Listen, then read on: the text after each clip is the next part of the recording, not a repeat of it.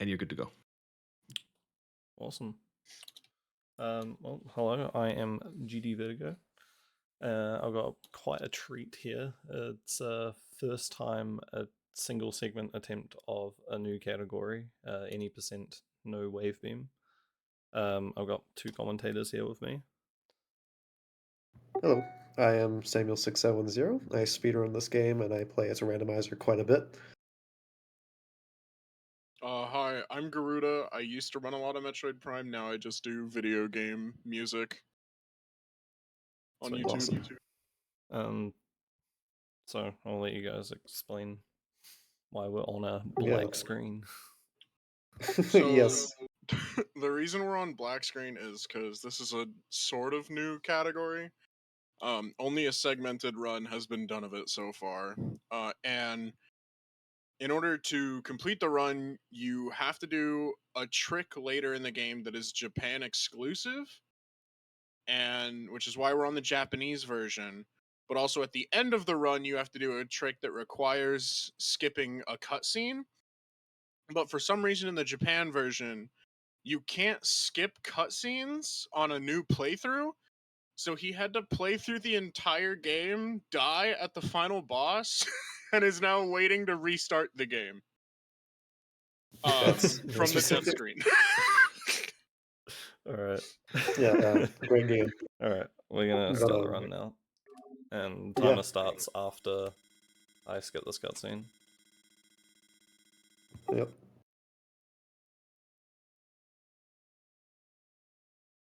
And go.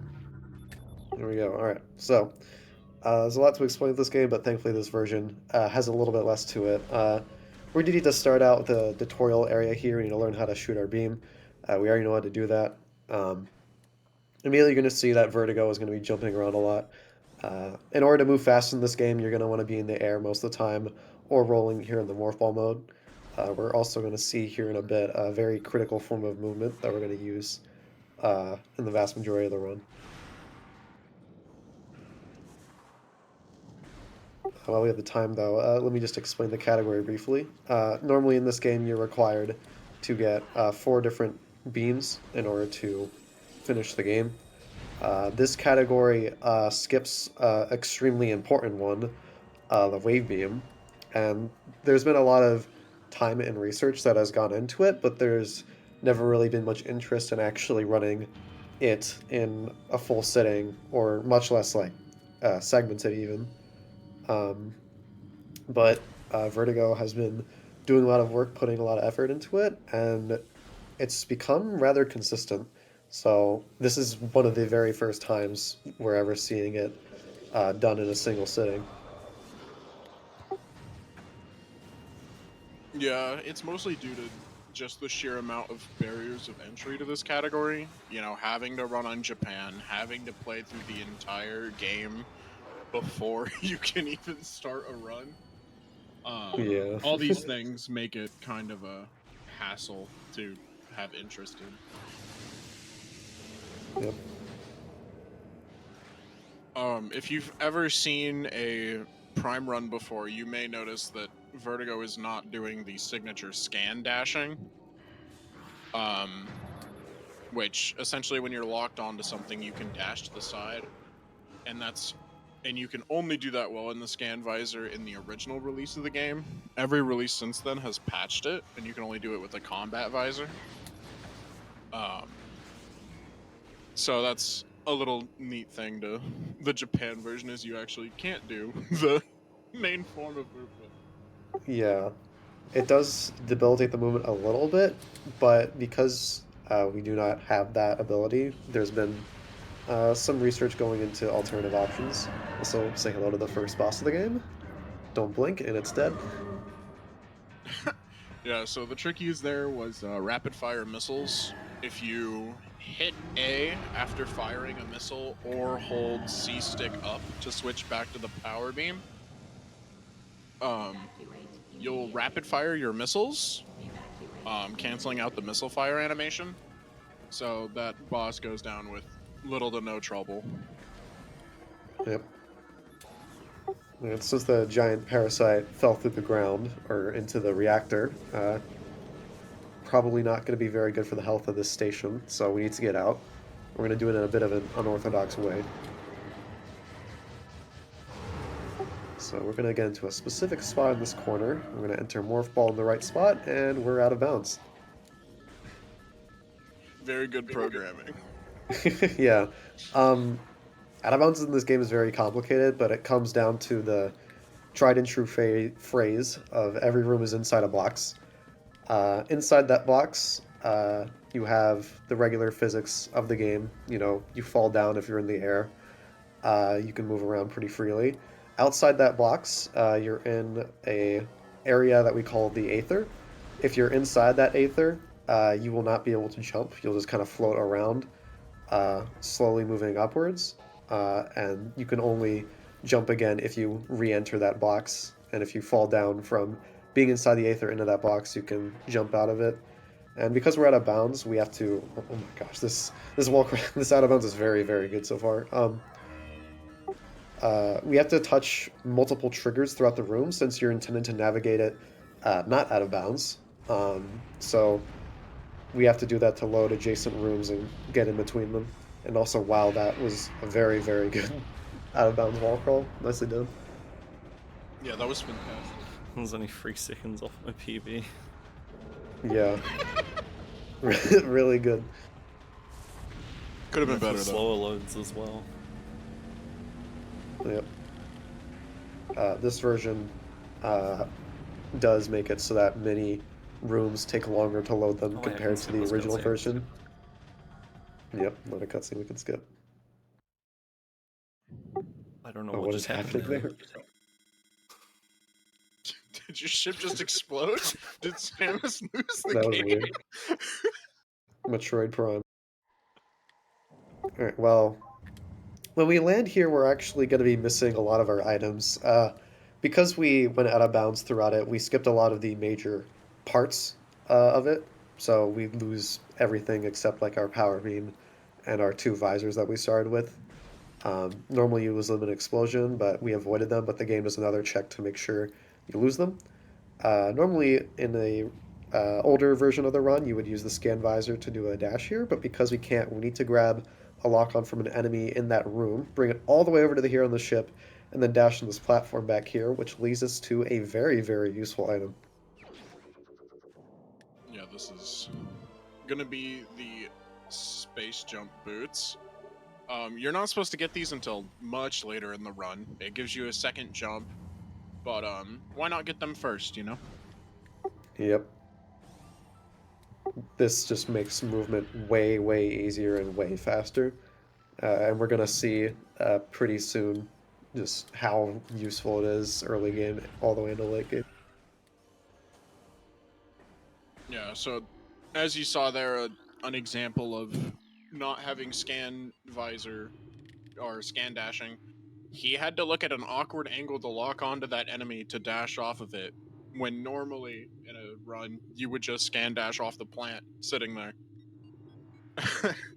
Yeah, So but they do instead you have to introduce rely some on unique awkward thinking. setups. Yeah.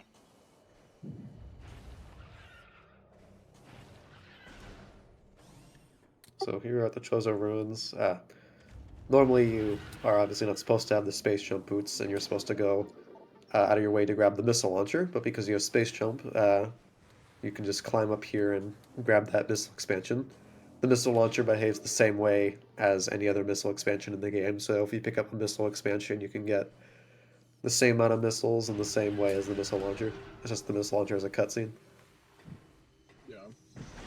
And pretty much a lot of the early Chozo is just getting back the items you lost off frigate during the item loss cutscene. The only exception to that, of course, being grapple beam, which you don't get until much, much, much later in the game. Yep.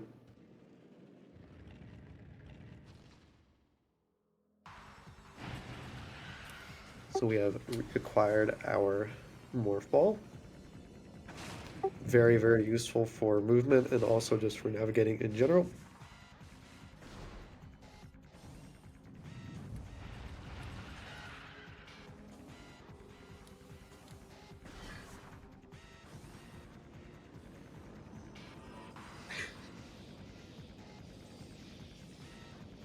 So yeah, one thing that has been mentioned is how exactly the combat or scan dashing works, or just the combat dashing.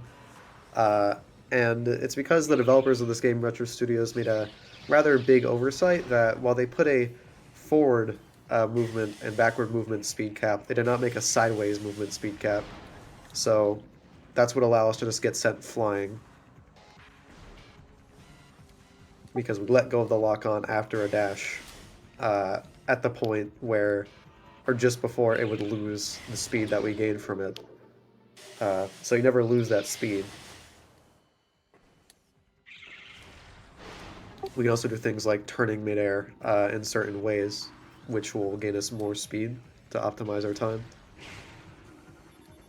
This room we have 4 nodes that we need to take care of. We're going to get an item that's mostly for convenience and just because it's really fast, the charge beam. I don't think it's not technically required in this category, maybe. Generally, in a lot of categories, it's not required, but it's just very, very useful for the time save in the later fights. It's extremely useful for this category.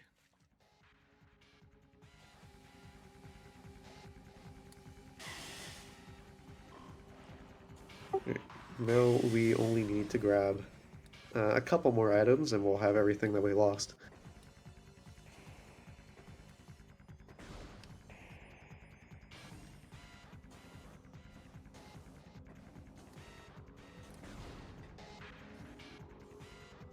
Yeah, I So- think at this point, we're on the way to go to the Burn Dome to fight Zoid. And Oh, yes. he is an incinerator drone who will give us our bombs back.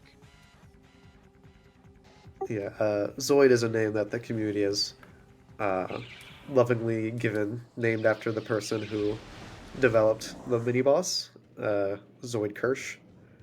This boss is kind of infamous for being the only real pure RNG part of most Prime speedruns.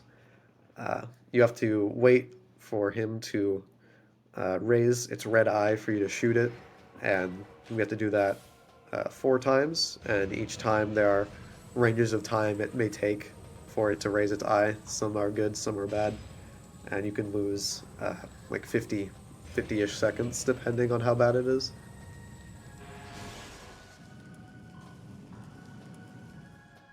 Generally, if you defeat Zoid before the music loops, that's a sign of good RNG.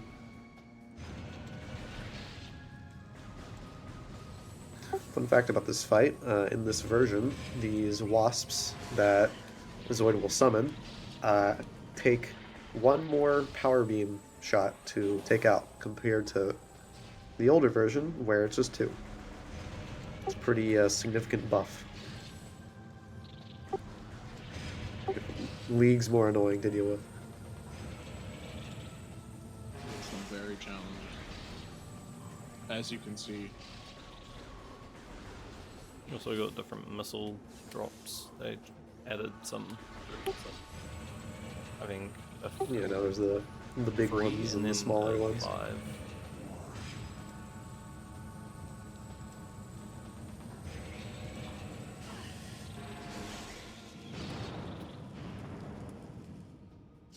There we go.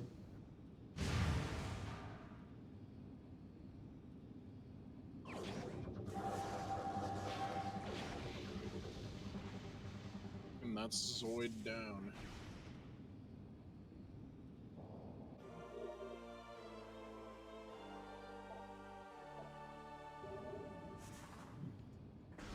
Alright. I believe next on the docket is we're going to fight Flagra, the game's first like real boss after Parasite Queen. And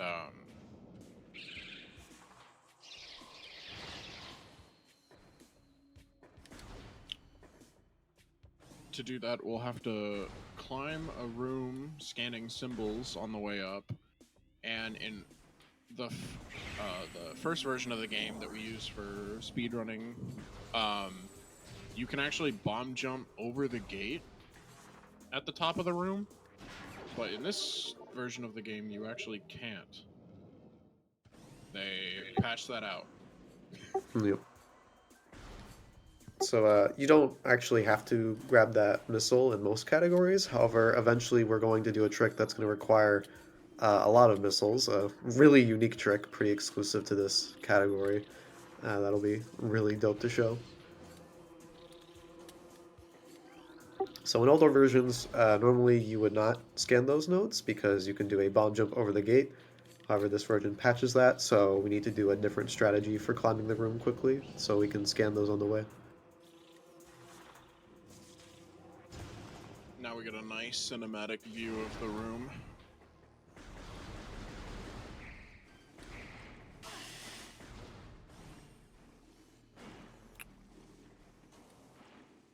It's the GameCube Japanese version.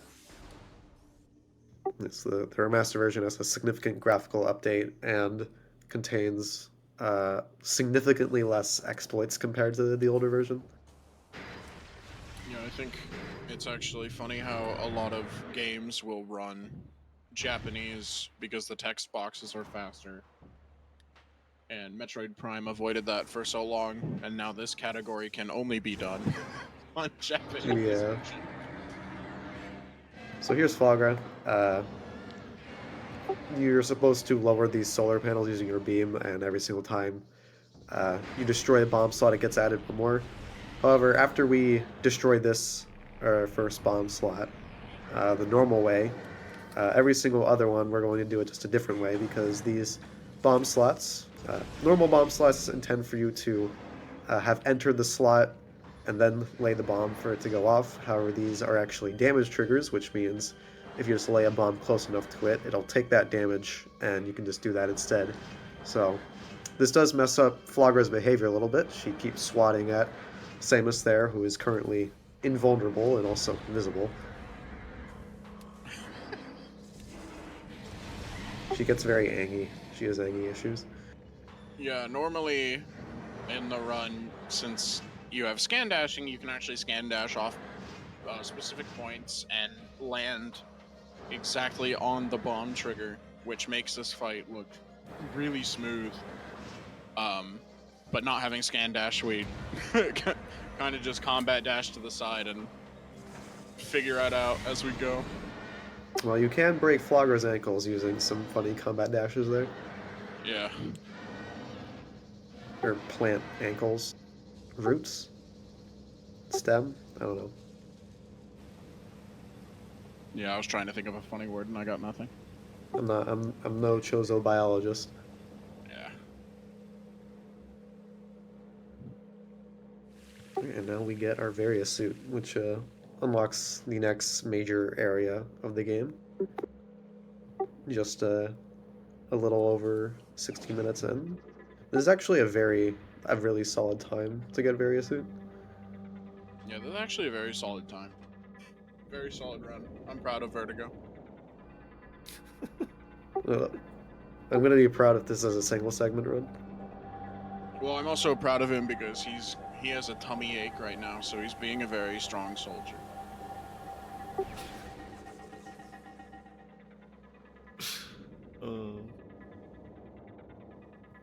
Alright, after we assert our dominance, we obtain the Varia suit.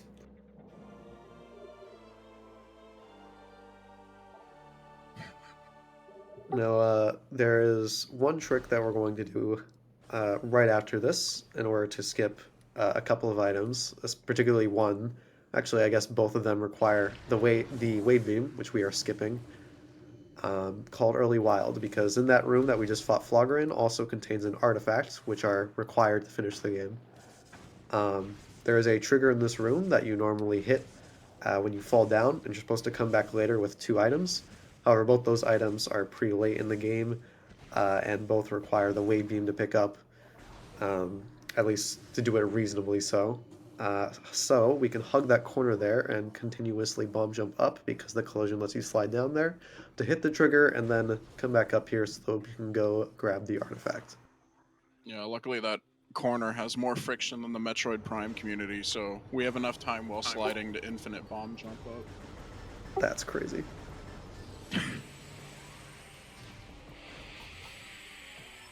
Alright, there's some spooky, scary bird ghosts I have to take care of. Yeah, and the reason he shot them wasn't just out of boredom, but if you shoot their little pellet while they're loading down, they spawn faster. There is a strategy where you shoot them just before or in the middle of their dash. That sends them into a sort of a tumble animation. That sends them to dash again, where you can once again pull off another charge shot. So if you do that continuously, you can do this fight really fast, and we call that technique ghost juggling. Although these ghosts have been pretty friendly, so we haven't really needed too much. This is another reason Charge Beam is so useful. Doing these without Charge Beam takes a long time. Yeah, it's not fun without charge. Yeah. So we just stood on where the artifact appeared, and we overlapped it between two cutscenes there. Saves a bit of real time, and we get to look at the door here.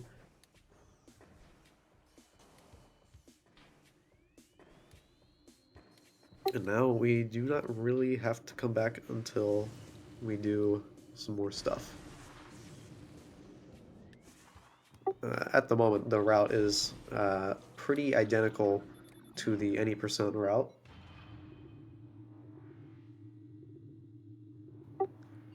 Things will change once we get to the Findrana Drifts, where you are expected in the casual chain to get the wave beam.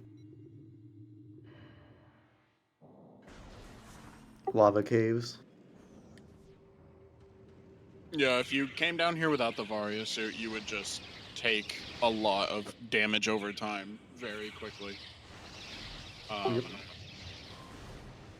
Which actually only exists in half the map, because for the other half of the map, they just assumed you'd have the Varia suit by that point, so it just doesn't have the damage trigger. Yep. So here we have another artifact is hiding in this pillar. Yeah, those pillars are normally programmed so that you can only break them with super missiles, but for some reason they forgot to do that with that one. So you can break it with normal missiles. I always thought it was just kind of like a misconception that they're expected to be destroyed with super missiles. No, because I'm pretty sure if you scan it, it says that it's made with the material that, I don't think it has a scan node. or maybe Hard to I say. don't remember. Magmor here features some really nice movement. Speaking of nice movement, holy moly. Yeah. These Why I use rooms... the Vertigo. Yeah, the Vertigo, yes. These rooms are very tough to do super quickly. A lot of these strats require a lot of time and practice. Yeah. Luckily, since there Absolutely nailed them. aren't too many scan dashes, yeah, that was really good movement. But yeah, since there aren't too many scan dashes, the movement is actually relatively similar between versions because that dash normally. Yep. Magmor Caverns actually does not require any sort of scan dashes for the most optimal movement. We also grabbed an E-tank there on our way through. Technically, we don't need it, but it's very useful for safety, and it is only a very, very small time loss. Yeah, and I believe we're coming up on a fairly new trick as far as Metroid Prime is concerned. Yeah, so one of the most important aspects of routing Metroid Prime is getting the power bombs, which are required for a lot of later game checks. So the earlier you route them in, the easier it's going to be. The trick to get it is rather tough, and there is potential to soft lock, so we will be taking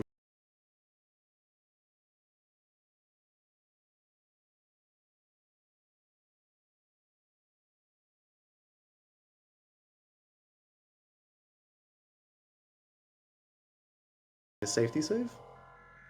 It involves some pretty complex out of bounds movement, and a lot of the setups that we've had for it recently are more new. Um, One of them is abusing room loads, because normally when you're moving inbounds, you're obviously going to touch load triggers in the intended way. However, one thing that you can do to load a room without touching a load trigger is to shoot the door, and then just move in another trigger that requires you to open it by moving into it. We're also going to be using that bamboo there. That enemy only will start rushing towards you if you have your charging mount, so we can ride it up and get out of bounds. We're also going to align ourselves with a specific setup here, because in the very next room there is a power bomb. You normally need the plasma beam to get it, but if we align ourselves just right... Oof, just barely didn't make it there. We need to align ourselves so that we can grab the power bomb, but fall out from the bottom of the collision there. We can't actually see the room, but we do know that the collision is there. So we just touched the load trigger for the other room, so this room unloads, and then we're once again going to shoot the door to load it, and try and get our lineup again. That looks good. There we go, nice, got it. Nice. We just grabbed a powerbomb expansion there. Now we're going to roll into a wall, and because we are inside an aether box that is in a room that we are not transitioned to, the game will not make checks the same way. So if we roll into a wall that is sloped and then unmorph, we can actually just kind of move through it. And that allows us to get very cleanly back in bounds. Nicely done.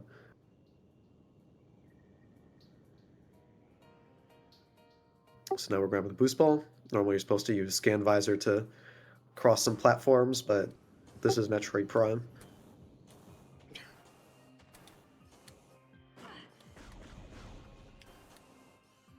Shoutouts to snow cones. Shout out to the snow cones.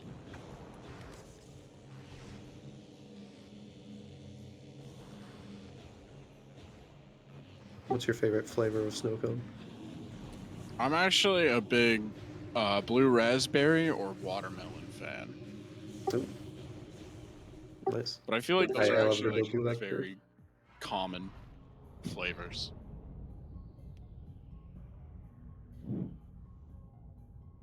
So this is where we get to route a little bit differently.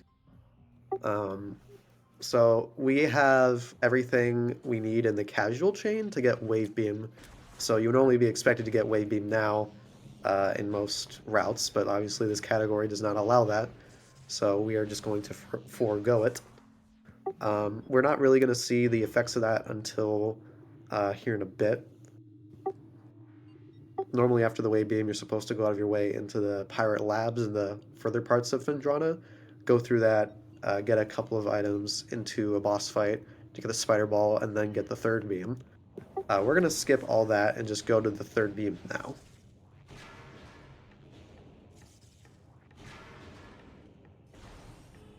How we get there, we are going to have to take another trip through Magmore Caverns, aka Lava Caves, or whatever that is in Japanese.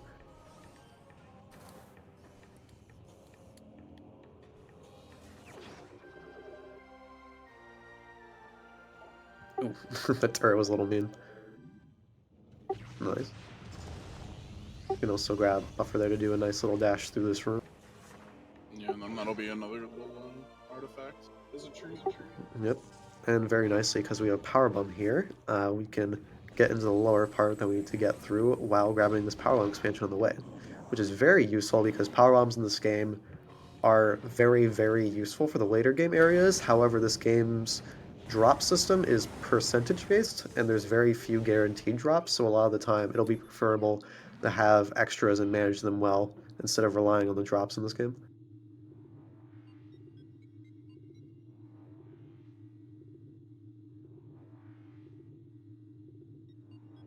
Alright, on to Talon Overworld.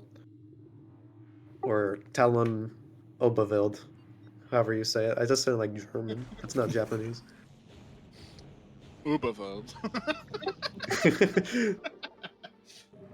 Playing German version now, I guess. I think in German it's Talon Oberweit.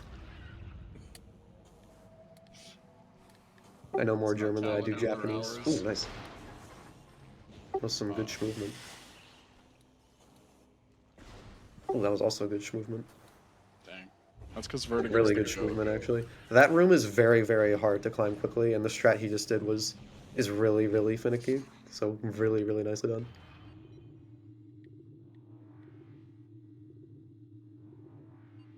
And then, yeah, here we're coming up on a fairly fun trick. Yeah, a really interesting one. So the skipping wave beam has a lot of challenges associated with it. Mainly, it's how do you get the artifacts that are locked by it.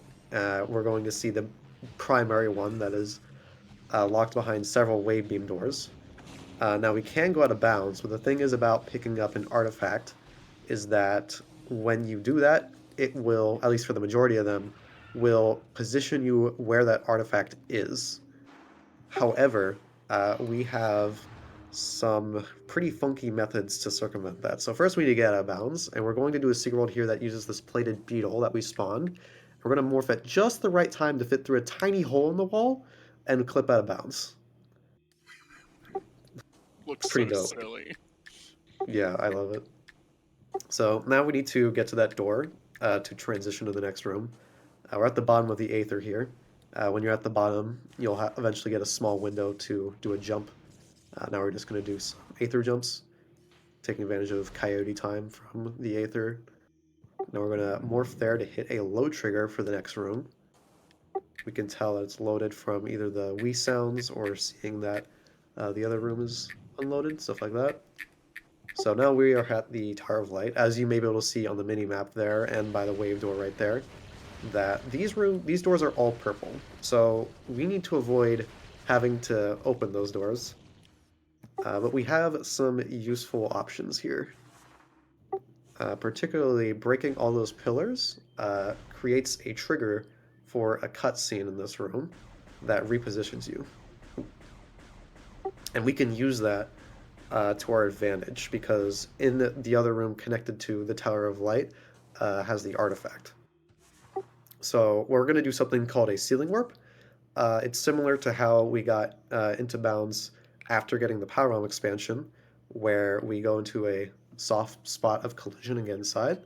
And now, again, because the game does not make any checks for you getting stuck if you are inside an Aether box that the room is not transitioned to, we can get stuck here and do a little trick called infinite speed.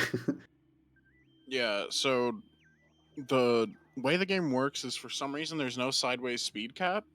So if you just keep rolling in a specific direction, you'll build your speed up infinitely until you go over the floating point limit and reach not a number speed.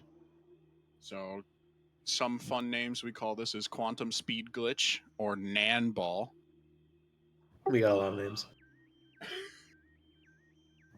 Yeah, so we do this for about 50 seconds, and rotational velocity hits that floating point limit, and when you combine this with the boost ball, you can do some pretty crazy stuff. So we're going to boost a bit there, and we just picked up the artifact in that adjacent room and hit that cutscene trigger on the platform to get in bounds. So we touched the artifact in a room that we couldn't even see and we barely even got to, then repositioned ourselves by hitting another cutscene in the Tower of Light. Yeah, and this is where the requirement to play on Japanese actually happens is there's a specific piece of collision over here. Oh, he's gonna get Wave Buster for the meme. No Yes. Wave Beam, but Wave Buster. Yeah, we temporarily cheat and get the wave beam in a cutscene there, and then it immediately takes it away. Yeah. So maybe not any percent no wave beam, any percent wave beam for 10 frames. Yeah, But something yeah, like that. so for some reason on the Japanese version, the collision on this specific spot is inverted, and so we can get stuck and boost through the wall. This is only possible on the Japanese version, and it solves the category. Yes, this is what allows us to get out of the Tower of Light, because otherwise there is no way to get out of bounds in another version. We built up so much speed that we just clipped through the soft collision. And now we can just leave. Yeah. Otherwise, we would have been trapped behind 3 wave beam doors with no wave beam. So thank you, Japanese version, for making the category possible. Yep. So once again, this collision here is loaded. We're interacting with collision that is not inside the Aether box of the room we transitioned to, so we can just ceiling warp and be on our way. And Also, part thankfully, of what this door right makes here is blue on this side. no hole in one reset. Part of what makes Aether jumping so impressive is when you go from the box the room is in back. When you go from outside of that box to back in the box, you have a 2-frame window to jump, or else all your momentum and velocity gets locked. So if you miss it once, then you just fall to the bottom of the floor, which is why normally people do it in a corner so that they just fall back out of the Aether. But Vertigo is a Giga Chad, so he doesn't need a second wall. That's why he's the GOAT. We're also going to be coming up on a fun trick here. So this trick was originally used to get Ice Beam before Flagra, giving it the name Ice Beam before Flagra. But then in a newer route of any percent, it was actually faster to use it after Flagra, which meant that its name became Ice Beam before Flagra after Flagra. Then we found out how to get power bombs before bombs, which meant the route was faster to get Ice Beam before Flagra so that you could get X-Ray and an artifact after. Which meant that it was now Ice Beam before Flagra, after Flagra, before Flagra.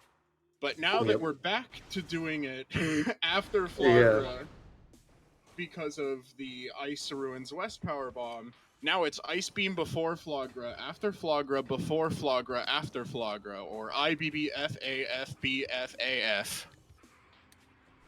We're very good at naming things. That's why you never name something after where it is in the run. Because if it changes, it's all over. Yeah, this wall crawl is pretty iconic. Pretty straightforward too. We can do some pretty cool stuff.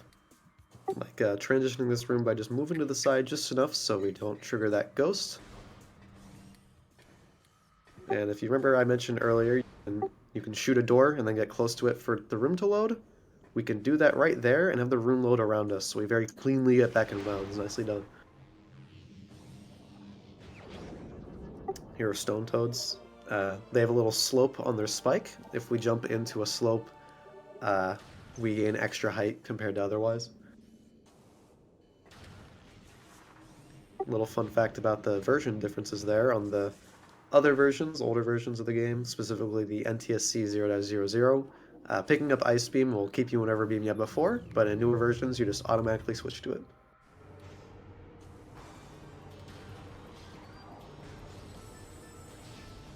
So because we're doing this in reverse, we are gonna interact with some things that we weren't quite intending to in this order, including opening that gate and triggering this ghost fight. Normally you're supposed to fight that ghost and land into the hands of the statue to use Spider Ball to get up to that bomb slot, but as we like to say, everything is standable in Metroid Prime, so you can just stand on the little peg and make it up there.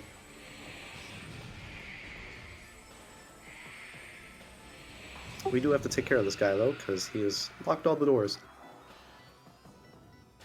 And locked doors are not fun to get through. Yep. He also drops nothing in this version, even though in other versions he'll drop an orange energy pack for you. Yep. Now, don't blink, because we're about to do infinite speed once again. Trick to this one is that we are transitioned to a room, and the triggers align just enough so that you can jump just enough that you don't transition to the other room. So you can get stuck in collision here and jump on top of the door frame to get infinite speed. And the reason we're doing this is because there is a room adjacent to us that contains an artifact that we would relate to get. In theory, you could get the required item, the plasma beam, and come back. However, getting this is much nicer, and we get a little bonus for getting an energy tank that is also in this room. And infinite speed allows us to pick up both at the same time.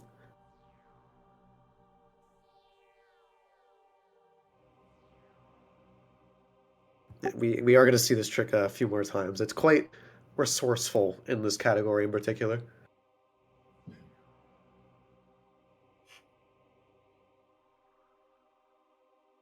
Spin to win. Yeah, I'm always a fan of the quantum speed glitch. There we go. Oh, also epilepsy warning. I kind of should have mentioned that. That's the least bad of the flashing lights we'll see in this, but later on we will have that trick appear again, and there will be more flashing lights.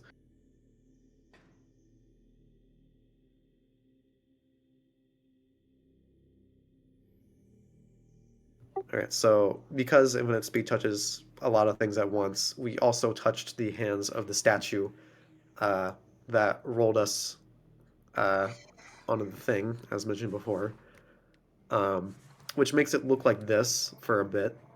It's a little funky, but eventually we get repositioned, and we kind of just move through collision there. There's a lot happening. And now we And have we a also get this funny camera.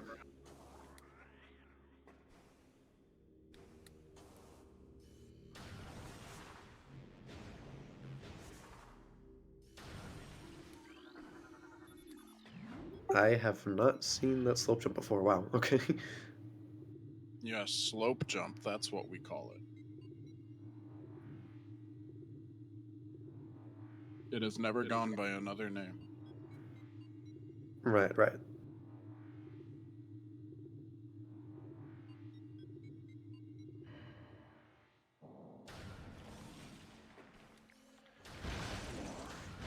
So, now that we go out of our way here to grab an artifact and another very important item that is hard required to finish the game.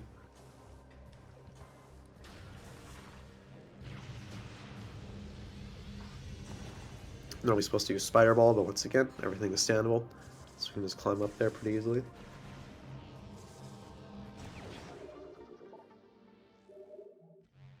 This is also where the X-ray visor is, hence why when you get power bombs through the power bombs before bombs method, it's faster to just grab X-ray while you're here before Flagra. But since we get Ice Ruins West, not worth it. Yep. We also grabbed that missile just a bit ago. It doesn't lose any time, and it is very useful, as we'll see later in the run.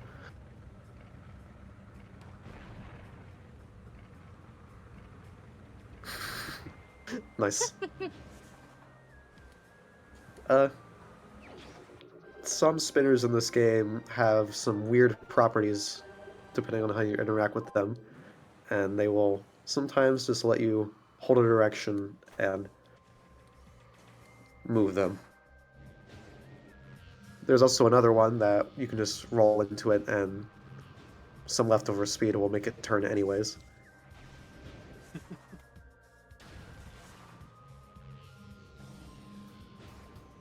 So yeah. So now is when the real meat and potatoes of this run happens, because we don't have much else we can do that's on the way that doesn't have to deal with a wave beam door.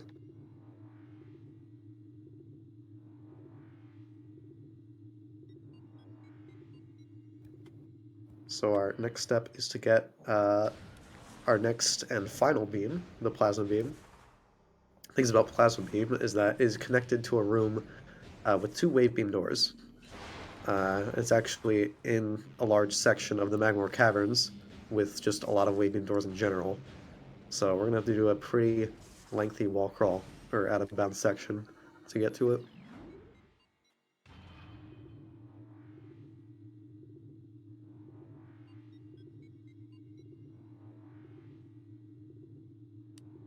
Not gonna lie, this run has been very good so far.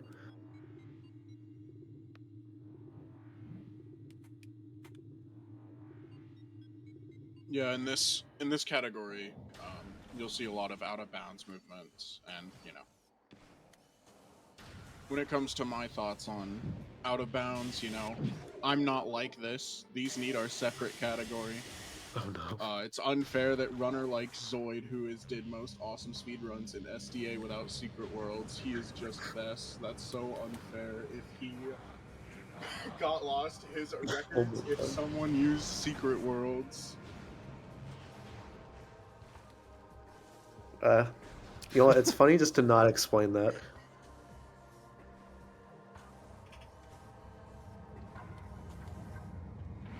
Thankfully, here we get to pass by the ship so we can get a pit stop and refill our health and ammo.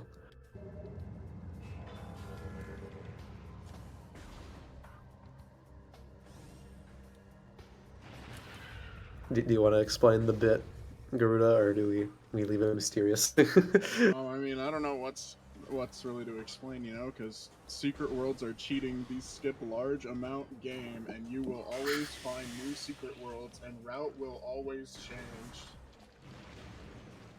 Also, while So pros true. skip much So interesting true, bestie. tricks, and it's not look cool, see when someone jumping outside screen most of the time. Man,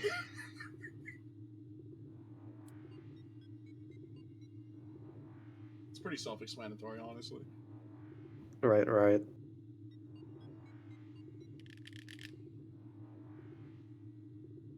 All right, we made it back to Megmore. So normally, when you in an 80% run, when you have the wave beam, you would just immediately go to the left and proceed through, do a little bit of spider ball skips, but navigate pretty normally. But we get immediately blocked by a wave beam door, so we have to go to this room here, which lies very very particular enemy called a Triclops, and these guys are really funky. There's a property with them where if you wiggle the stick as soon as they're about to throw you, they just kind of very lightly spit you out, and that manipulates the behavior to where when they grab onto you, you can wiggle out and get immediately dropped. So if we do that in a very particular spot, uh, they will spit us out of bounds. This trick is pretty difficult. There are multiple ways you can get out of bounds in different rooms that have these guys. This one is arguably the easiest, but just because it's the easiest doesn't make it easy.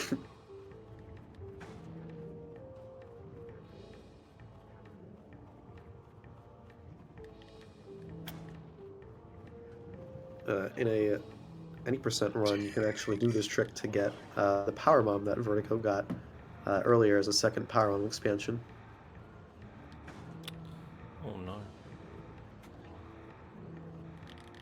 Yeah, this bug is not he is not cooperating.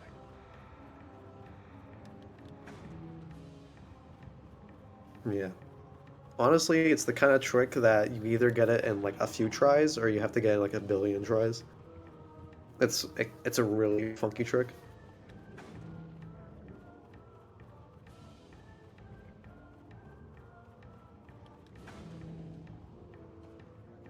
There is a way you can get out of bounds using the Sky Remastered, however, the method of doing it is rather different.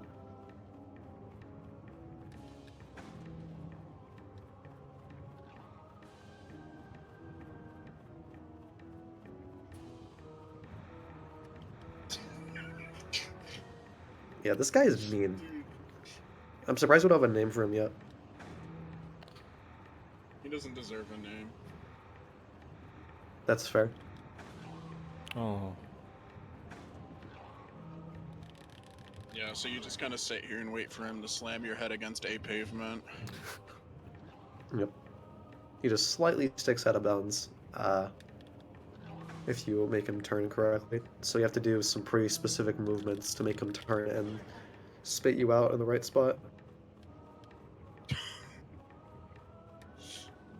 It has What a do you think is specific worse? way. What was that? I was gonna ask what you think is worse, but I think the answer is actually pretty obvious. Never mind. I was gonna compare it to a sand digger in Oh yeah. Prime 2, but this is much Oh, worse nice. than sand digger ever was. Nice. Yeah.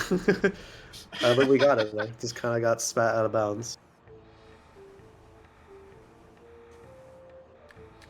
So yeah. Now we get to start navigating out of bounds.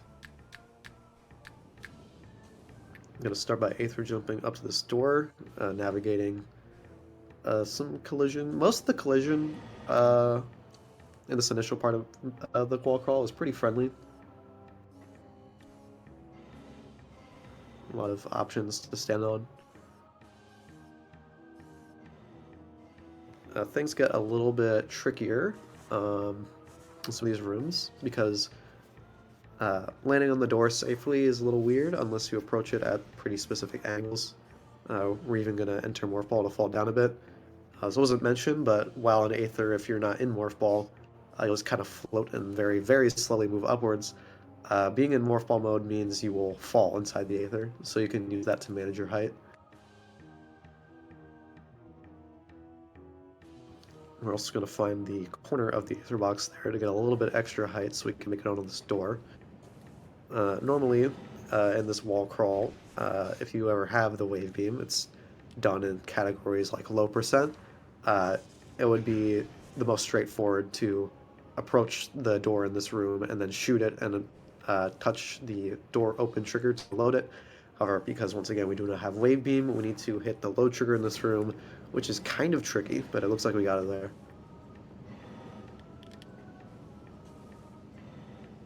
Oh wait, I think this is the trigger. Yeah, that's right.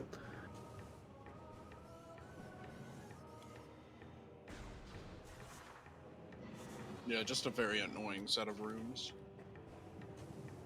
Yeah, but this room is arguably the trickiest just because of the load trigger. But all of these rooms have some pretty funky collision.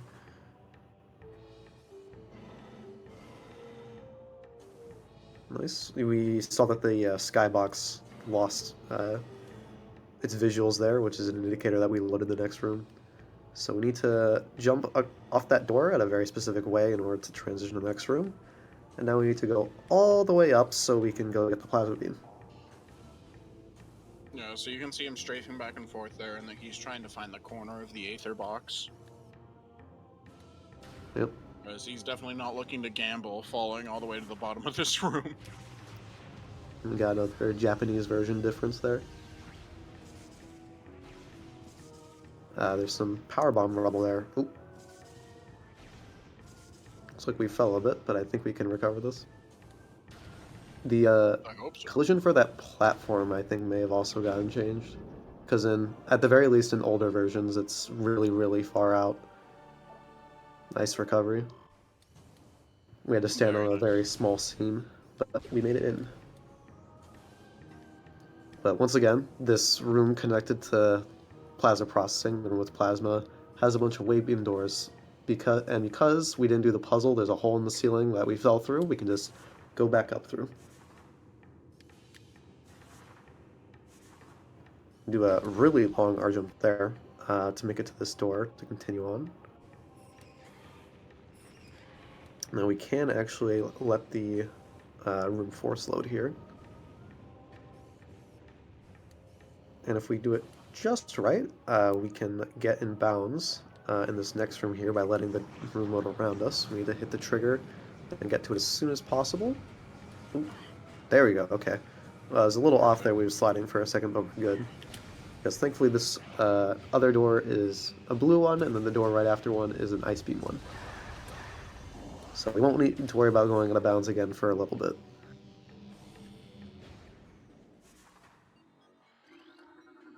So we get a nice guaranteed powerbomb drop there from the zoomer.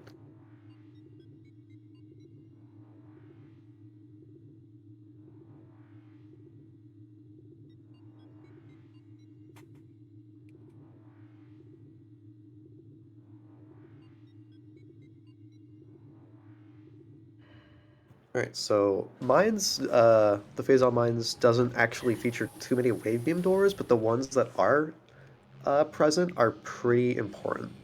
So despite there only being like a handful, we're still going to need to do some weird navigating around them. For the start though, it's mostly just ice beam doors, so we just boost down this room. We won't really need to go out of bounds until our next major.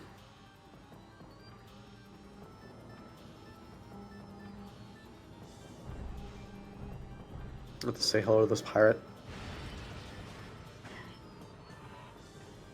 I don't think he likes us.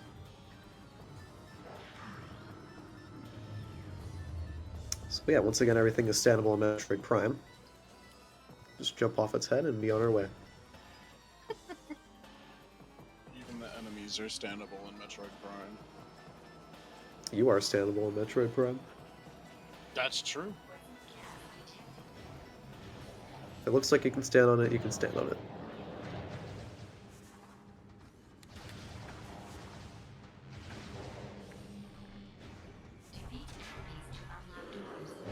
Very important life lesson. Yep. So we can ignore these pirates, but we can't ignore this guy. The funny property about dealing with these guys is that they have to look directly at you to actually start attacking. So if you just circle around them, they'll never do anything. Yeah, as long as you don't cross into their direct line of sight, they will just never see you and keep looking around for you. Yep. So here's this drone that's blocking the main power bombs item. There's a way to skip doing the maze that you have to do. However, it is very tough, but I think we'll probably attempt it once or twice.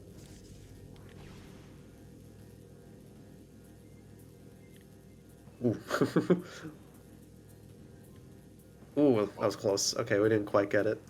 So, if you remember Zoid, who made the RNG mini-boss before, this maze is also RNG. There's 300 different mazes, and the amount of time that you'll spend going through it can vary pretty significantly. That wasn't too bad. Pretty middle-of-the-road kind of maze there. Yeah, We do have so tools thank now you. that go through it for you, but it can be a little weird to use. At least I still haven't learned how to use it effectively. Yeah, I've always just raw dogged it. Yeah. Alright, so we get some nice guaranteed power drops there. Next, we have our first wave beam door that we're going to have to deal with. So, in order to get through here, the only method we have is out of bounds. And this turret right here is pretty interesting because if we hug this corner at the right angle and then pull away, the game will reposition us because it thinks we're stuck. Well, we are stuck. And we can just barely make it out of bounds and then roll in a specific spot where there's a hole in the collision. So we can very cleanly make it past the waybind door there. Nicely done.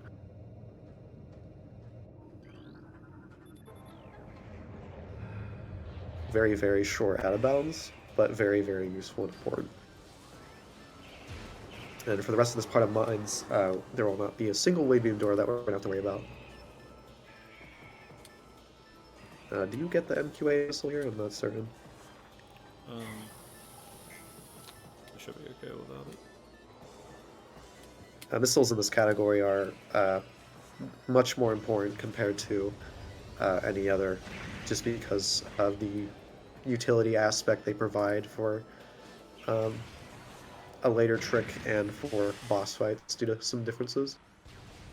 So we tend to route in more. I believe, yeah, Fungal Hall Access is the one that routing in is best.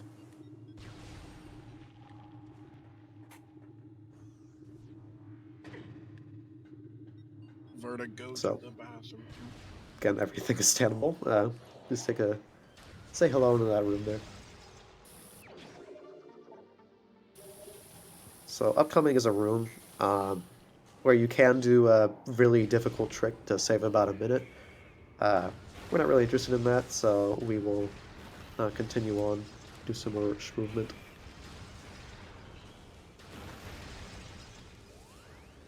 Yeah, since we have to come back through this area anyway, there's no point.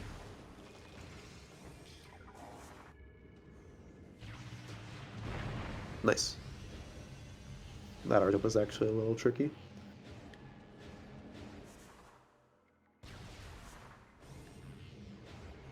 So this room contains an artifact that requires an item that in a boss fight we're approaching.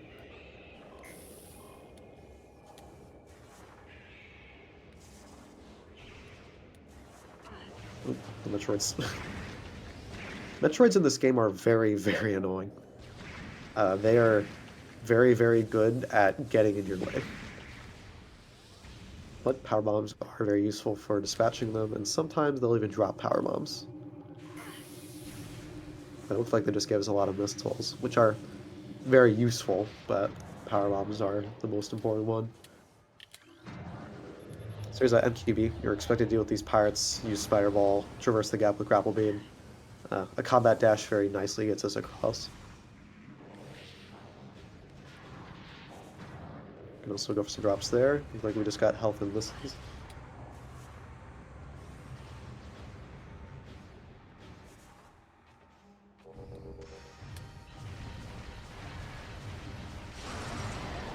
And then, of course, because of the trick where if they never look at you, they'll never start attacking. We're going to start this boss fight on the left side and just keep walking around him. Yeah. There was actually a change made to try and prevent this, where OP previously was stuck in its cutscene animation, and now they removed it to make him start moving immediately, but you can still move to his side. Nice. Vertigo did a trick there where interrupting his animation there with the power bomb caused him to not spawn troopers and make him disappear more quickly.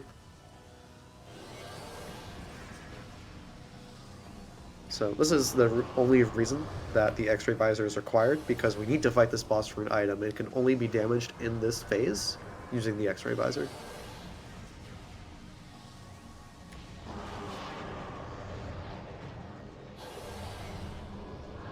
And the way the pattern works is he will spawn not in the most recent pool he was in, but also not in the pool closest to you. So if you stand by one pool and damage him in another pool, he'll be forced to stand in the third pool. Yep. The behavior is very predictable. And that lets us use that power bomb there to dispatch him really quickly. It was a very clean fight.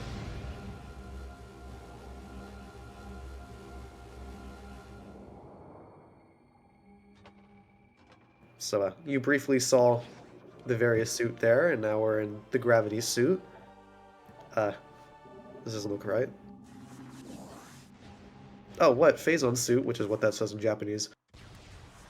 Phazon suto. Oh no, I don't speak Japanese.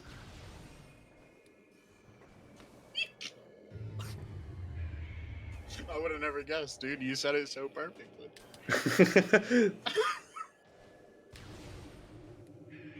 But here it is. Now we get to go backtrack for that artifact that requires the Phazon suit. Also, you'll see that there are fission Metroids in here, which in the original release of the game were only in the final area. But they decided they liked them too much and put them everywhere in this game. Yep. They are even more annoying than regular Metroids, which is definitely an accomplishment.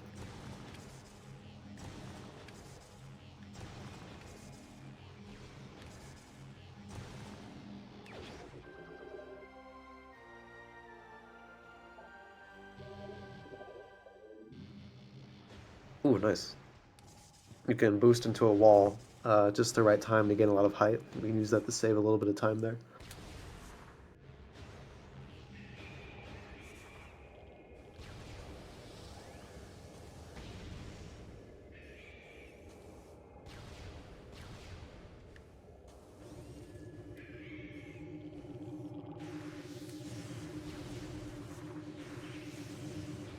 The rooms in this game can actually get really dark, so something that Plasma Beam actually helps with it. It illuminates the area around where the shot lands.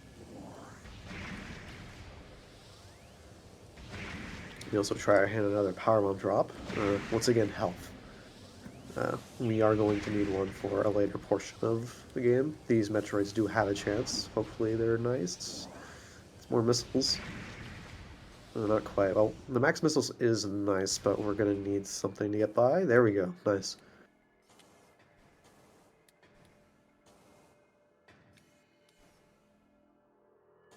So, because there is a wave beam door that locks our access to the upper portion of Phazon Mines, we're going to have to wall crawl to get there. There are two secret worlds that we can use.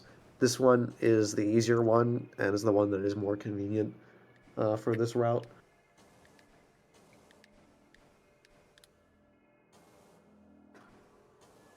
There's just kind of a hole you can jump through.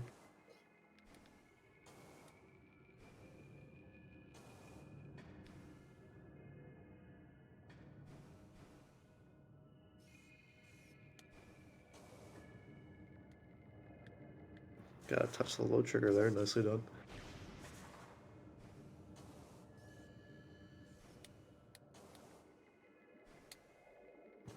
Missed the sand a little bit there, but nothing a bomb jump can't handle.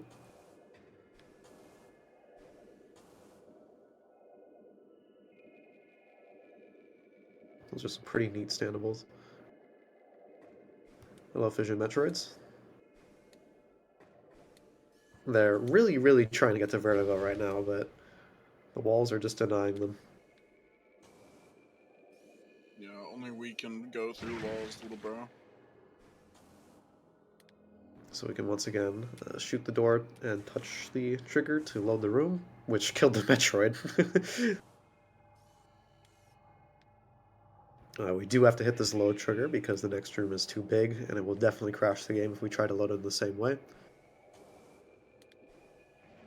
We wait for the enemies to appear on the radar so we know the room is loaded, and then we just very slowly scale this room. Using some really nice sandables.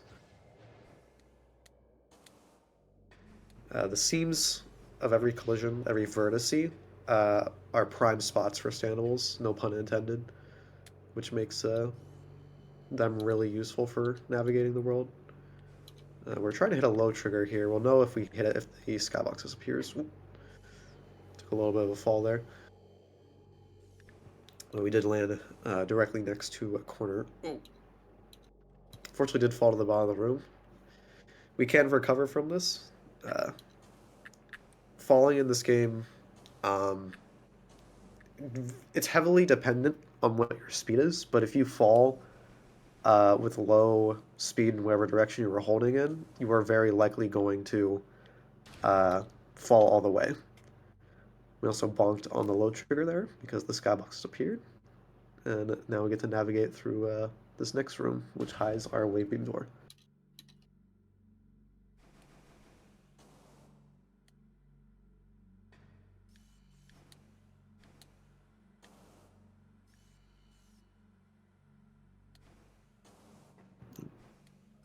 Tunnel's being a little weird. There we go. Does doing shafts out of bounds count as spiderless shafts? I guess it does. Just a little bit different method. Yeah, you want to talk about that? Oh yeah. So essentially we'll have to climb rooms that would normally require spider ball to get up. But in a normal any percent playthrough we would do some clever bomb jumps and standable terrain exploits. But in this game they have wave beam doors, so since we don't have wave beam, we can't get up the shafts at all. So we will have to go out of bounds to get around them. Yep. The interesting thing about those shafts is that they both have the first one, we could in theory do it without having to navigate out of bounds. However, one thing that makes it really difficult in a bit of a roundabout way is not having wave beam, which is weird because nothing there inherently requires wave beam. There's no wave beam door, but there's actually bombus there, um, and the damage you take or the knockback you take from them isn't really an issue. The issue is that when you are close to them, they cause your screen to go very staticky, and that can make it very difficult to see what you're doing. And because of that, it just makes spiral shafts way more annoying. Additionally, there's a second shaft that we need to traverse. And in later versions of the game, they made there's these spinning sort of energy things that will normally they just kind of block you if you're trying to navigate up it with Spider Ball in the older version of the game. However, in the Japanese versions and like PAL versions, they made it so that they deal absurd amount of damage, and navigating them the normal way with Spyro shafts is just not feasible. So we go out of bounds here to prevent having to do any of that.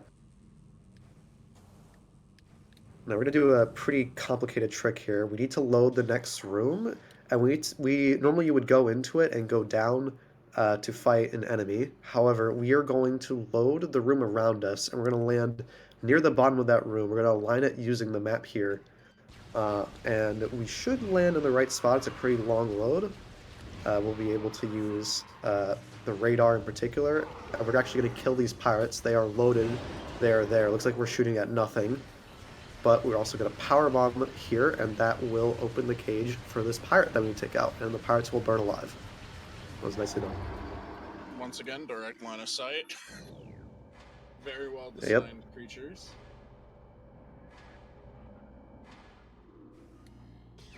There we go. There's our artifact.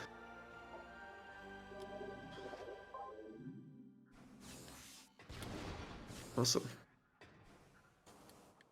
Now, there's only one other wave beam requirement that we're going to have to deal with. Well, requirement, quote unquote. There's actually another quirky aspect of this version and other versions that allows us to get an item that's going to make things much more useful. First off, we have to deal with Calvin, the power pirate right there. He is a prick. We hate Calvin. And we try to avoid all costs. So this is the room that was mentioned before. We're actually going to be careful here. We're going to try to avoid as much as we can. Okay, nice, we did. That absolutely melts through your health. At a minimum, we would have taken like 2 energy tanks of damage.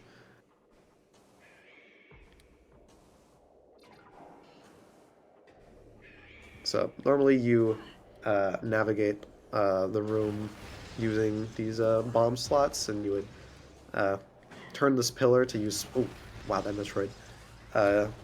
You would spin them and use Spider Ball to slowly navigate up. However, we have plenty of Stanimals to work with. Wow, these Metroids. As I said before, they really like to get in your way.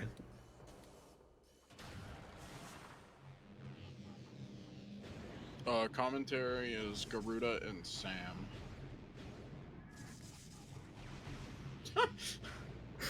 Not Cody.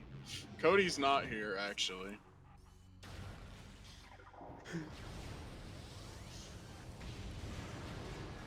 Alright. So, now, we get to talk about a really fun aspect of this version. So, normally, this room you navigate your first trip into the Phazon Mines in a casual playthrough. You go in here without the Plasma Beam, but with the Ice and Wave Beam. And we don't actually need to worry about any Wave Beam doors. However, there are Wave Beam Pirates. And these Wave Beam Pirates, in the original game, you were absolutely required to have Wave Beam to take out. They are important because they lock the doors out. And if you are not able to take them out, you just soft lock. We are reloading the room here to get some extra power bombs from those crates. And the reason for that is because there's a change in this version and PAL versions with future versions where those pirates can actually be taken out with power bombs. And that allows us to deal with the wave pirates without actually having the wave beam, which is really, really convenient for us. Yeah, definitely a little handy.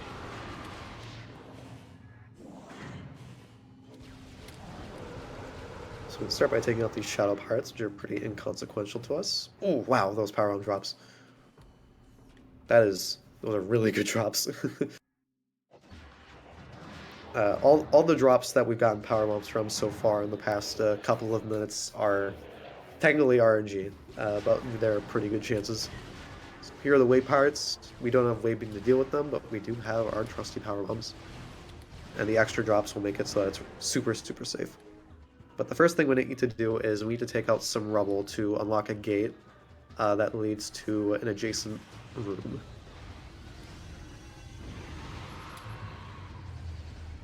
So we were trying to lead a wave pirate over here, but it doesn't look like they want to move.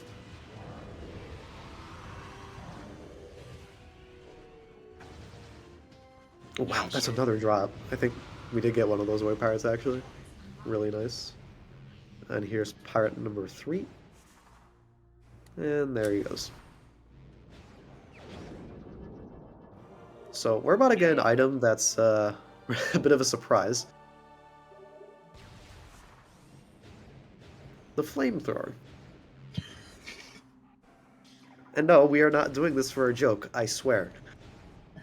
We picked up Wave Buster, but this is intentional, right? Trust me on this, guys. Yeah, it's about time flamethrower had a use, huh? Yeah, it makes the final boss easier, dude.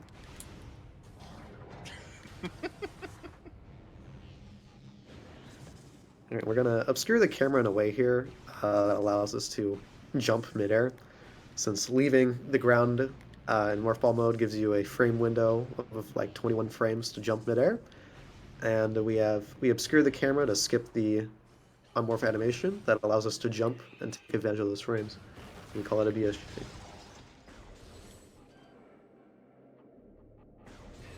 So, now that we've taken care of that, we need a way out of here. There is a secret world in the big room called Menkori.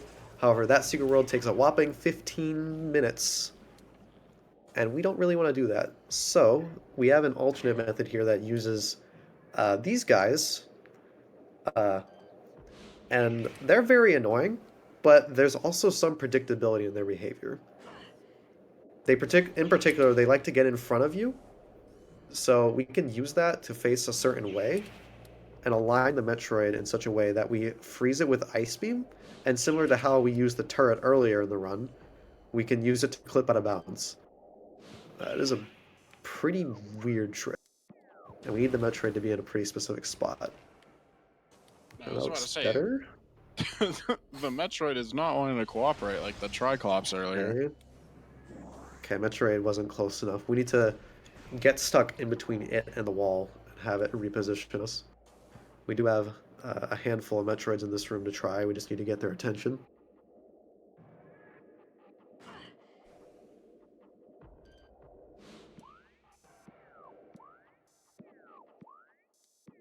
Oop, Metroid coming up from behind us. There we go. Okay, that looks like it could work. Just need to wait for the right window to freeze it. Opening the map is a very good way for getting the timing for very specific tricks. Nice, we got it. Nice.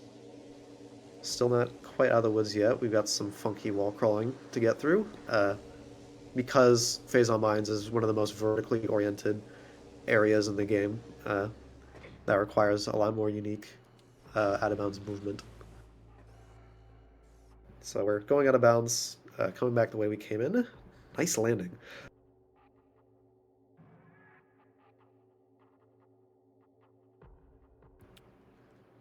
This transition is really funky. Because of the nature of some collision, it can be really difficult to touch the door triggers in such a way that it will transition to the next room. This is definitely one of them.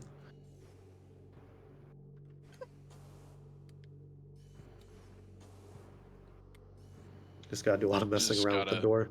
Gotta tease it. There we go. There you go. Whoa. Say hello to the upside down pirates. Nice. I'm waiting for the room to load, so the Aether box made us fall.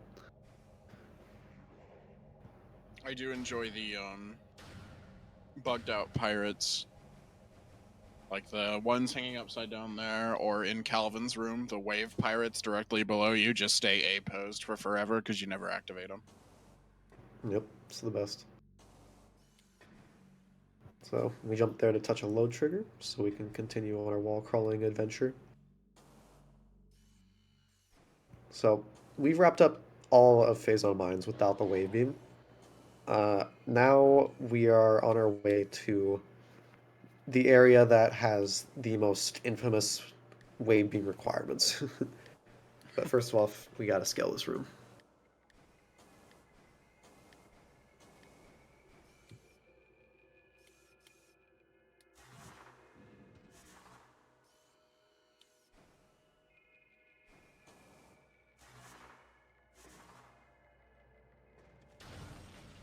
What a huge crater. I wonder what kind of impact made it. Oh my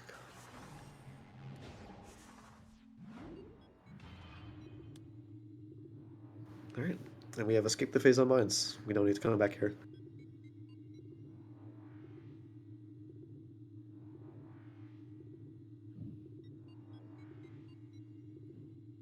Alright, so,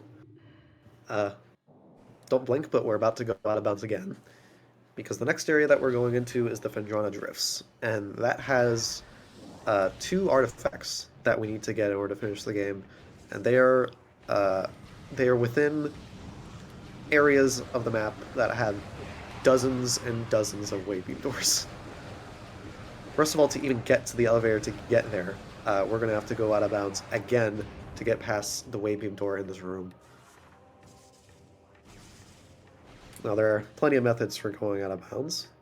However, we can do a pretty simple one that uses a bomb space jump, as was used earlier, to get over the non-existent ceiling.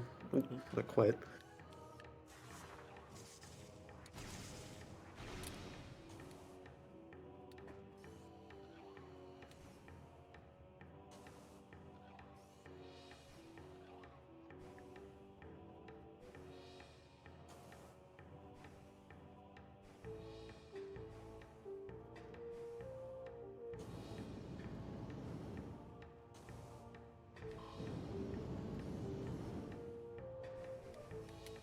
Yeah, so just a couple more areas.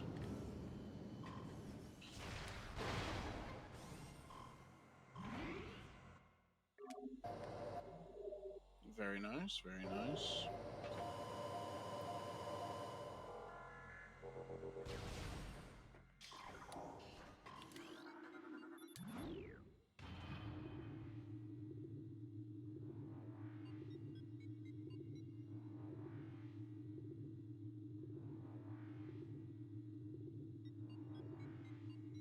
Yeah, so we've got just a couple more artifacts left,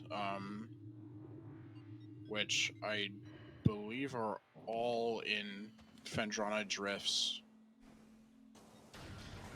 which infamously has almost nothing but wave beam doors, because wave beam is the only beam you should have by part of the run. Because there's Far Phendrana, which you are supposed to have the ice beam for, but then there's the labs section where they were experimenting on Metroids, and that has almost exclusively wave beam doors.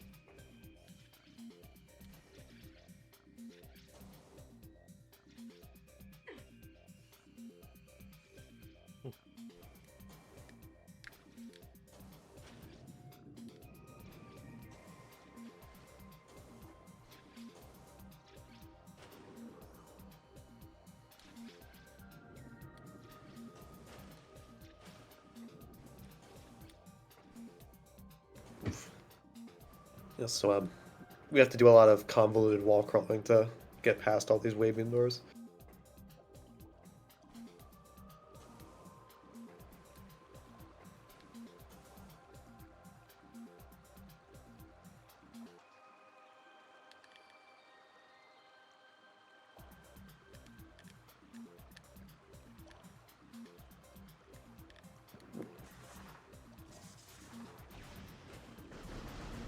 Just gotta wiggle a bit to make it back to a standable. Didn't quite make it. Nope. It's fine. We didn't quite make it to one, but we have some recovery threats.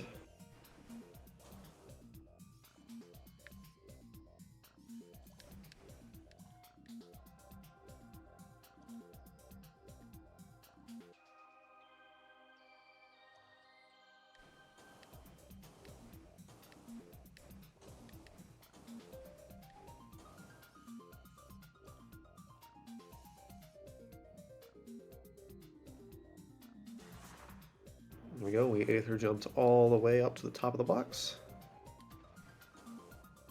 And very carefully land on the wave beam door.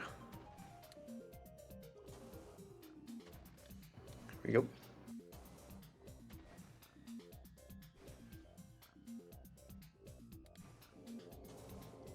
Yeah, it's crazy watching Vertigo beat this game without a Spider Ball crutch and Wave Beam other crutch. It instantly puts him 1 billion tiers above everybody else. Alright. He is definitely your guy if you want someone to optimize a niche category. Alright, we've made it to the most important room here.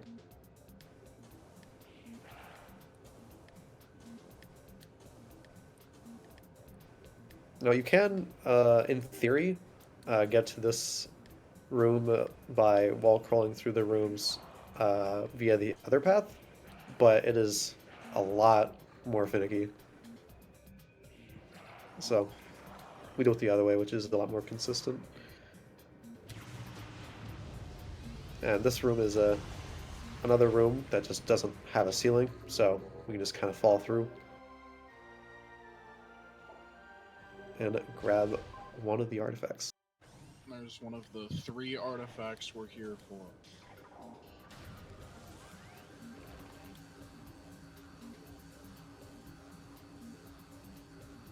Alright, so we need to get out of bounds again, and there are a lot of different methods that we can do here. Although they all involve our pal, the glider here.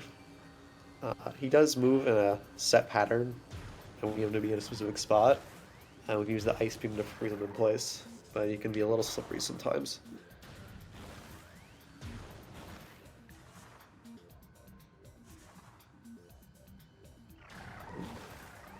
So, we're once again doing another bomb spaceship here by obscuring the camera a certain way. There's also a way to go out of bounds using grapple beam, which we do not have. Yeah, that's another crutch. Yeah, I think that's honestly the crutchiest of crutches. Yeah.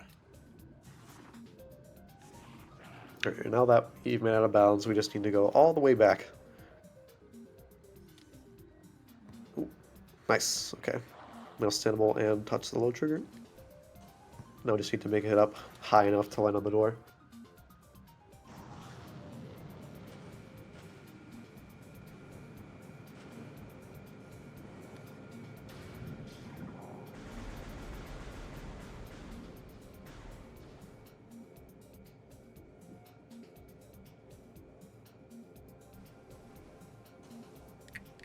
Alright, so pretty straightforward wall crawling from here. So after we get this area wrapped up, we have the Phazon or Pirate Labs that we're gonna have to deal with, which has an artifact roughly in the middle of it, and that is definitely the biggest hurdle for max percent no wave beam because it's fully wave doors, and it has the most annoying thing when it comes to going out of bounds in Metroid Prime. It has doors that are horizontally oriented on the ceiling. And those are not very friendly when it comes to navigating out of bounds. Because normally you can just jump on top of doors or to the sides of them, the transition rooms. Because the doors are built into the ceilings or floors, transitioning between them becomes really, really difficult. So this category features some trickery that allows us to navigate them more easily. One of which, as you may remember, involves the flamethrower. And I'll explain it more then, but needless to say, it's going to be a time.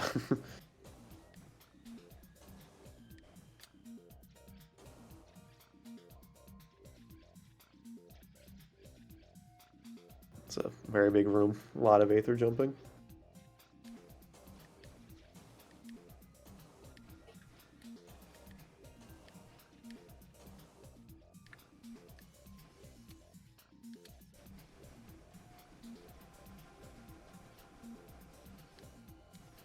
And there we go, hit the aether ceiling.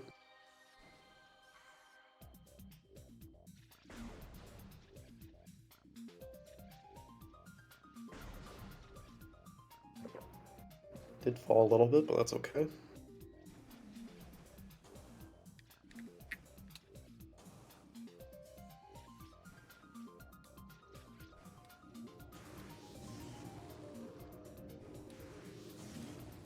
There we go, good recovery.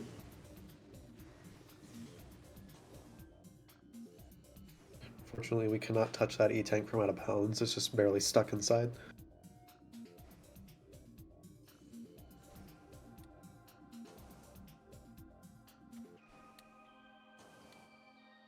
There we go.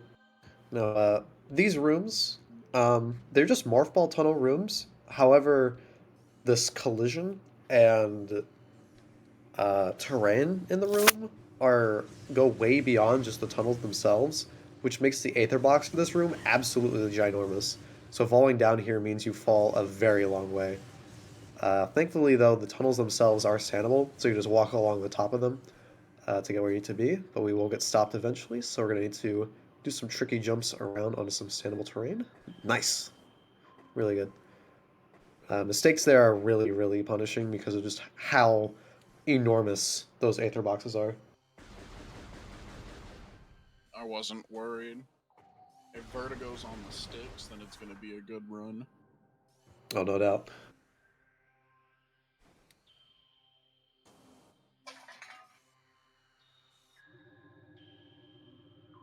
Just need to be careful not to fall there. I don't think that has a collision there. So we got another one of these very big rooms that we're going to have to be very careful to traverse. Those bamboos, they're very special bamboos. If you use charge beam, they won't actually go after you.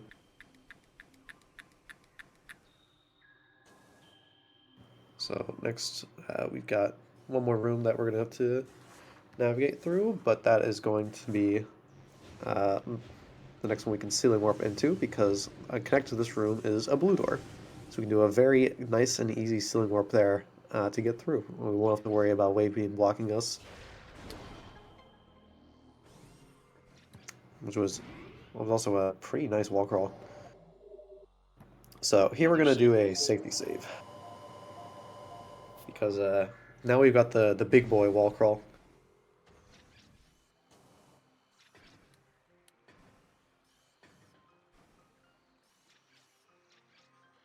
Which is going to start by going out of bounds once again in this room.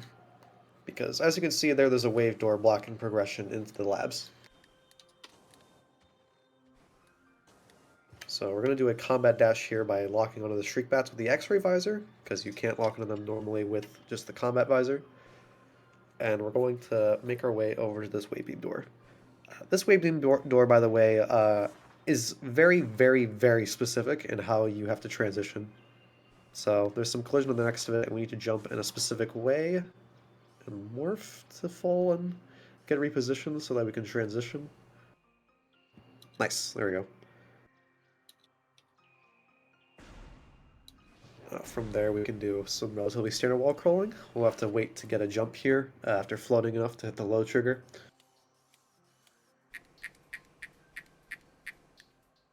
Nice, there we go.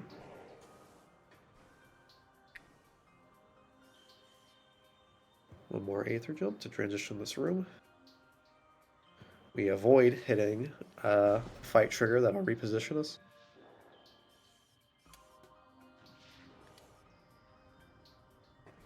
There we go. Then we just walk around most of the room. Land some pretty easy standables. Load the room by just touching the trigger right there. And we do have to, I believe we have to transition that by standing just next to the door without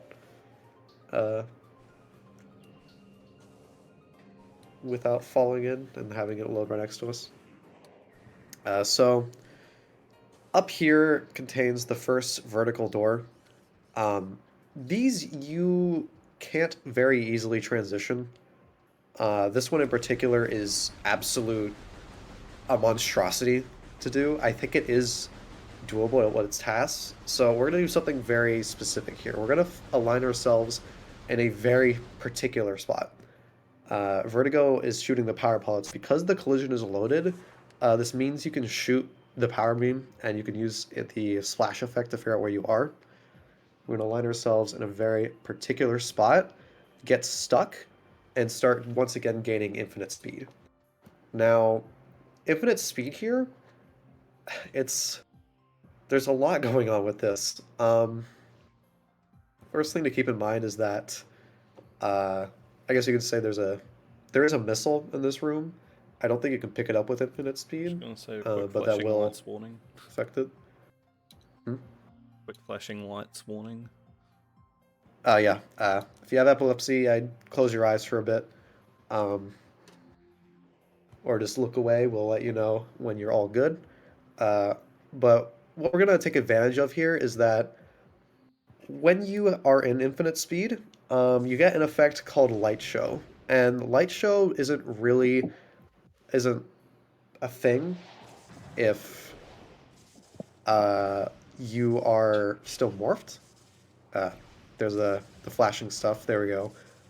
Using infinite speed there touches the door triggers to transition that room, so we don't have to get close to it. And boosting did make us lose that sort of infinite speed. However, another aspect is the light show, and if you unmorph, you'll bear witness to it, which we will see soon. Because let's just say navigating with light show is really, really difficult. So we want to try and maximize the amount of time we can navigate in morph ball. However, the nature of this wall crawl requires us to not be morphed for some of it. So we're going to slowly navigate our way over here to touch a load trigger. Then we unmorph and we get to see light show. Uh, and this is the whole reason we're using flamethrower here. You're going to see the screen is going to freak out.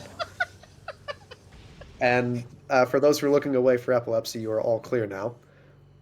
What that did right there is we just annihilated all the turrets in this room, and also in this very next room, we killed all the pirates because of flamethrower. Light show actually makes it so that flamethrower, I mean, just flies everywhere. It will damage everything. It will not stop, right? It's usually a meme because it's so weak, but in light show it becomes a monster. And we can use that to cancel that light show effect because of the cutscene that plays after killing those pirates. It is one of the most niche use cases in the game, but it's really, really, really useful for this category. Oh my god!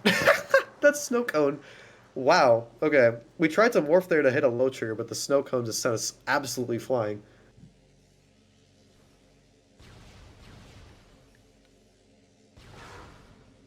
So yeah.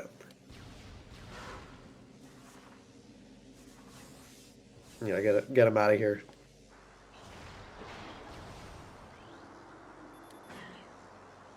There we go. And now, once again, we are inbounds. And because that room is transitioned to, we can scan that to activate it. And don't blink, because we're once again going to go into infinite speed. And once again, if you have epilepsy or are sensitive to flashing lights, close your eyes for a bit, maybe grab a snack, come back. We'll be with you in a bit. So, it, Flame. yeah, you go Sorry. for it. Flamethrower isn't the only weapon that can do that, but Wave Buster has a little bit of RNG to it, so it's slower and can sometimes just miss. But it does have the same going everywhere property, except Flamethrower covers everything, whereas Wave Buster has that weird lock on to it. Yep. So sometimes it'll just whiff. Yeah. So in about two rooms in front of us from the room that we're in the collision of lies an artifact. Once again, in a room with two wave doors. Now we can't really get past them in transition, so we need to use infinite speed once again to load the next room. And now we are here in light show, and we have to very carefully navigate our way uh, up by aether jumping. And the only way that you can do this is if you, one, turn off the HUD lag option in the menu, and two, pay very close attention to your minimap. your minimap is really your primary and only source of information because you have a little green indicator that shows where you are, and you can use that to try and navigate your way through this. So you're essentially navigating out of bounds mostly blind, and it makes this really, really difficult, but it is doable.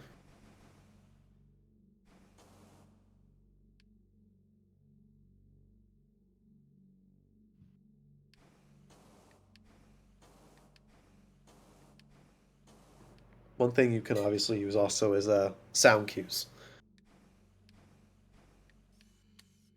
Okay, gaining good height there.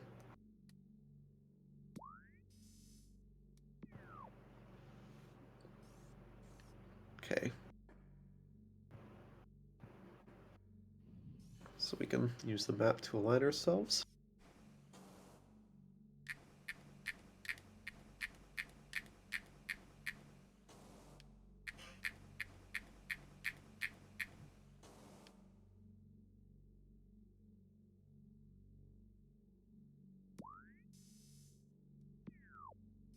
Okay, we're having to move out in very specific distances.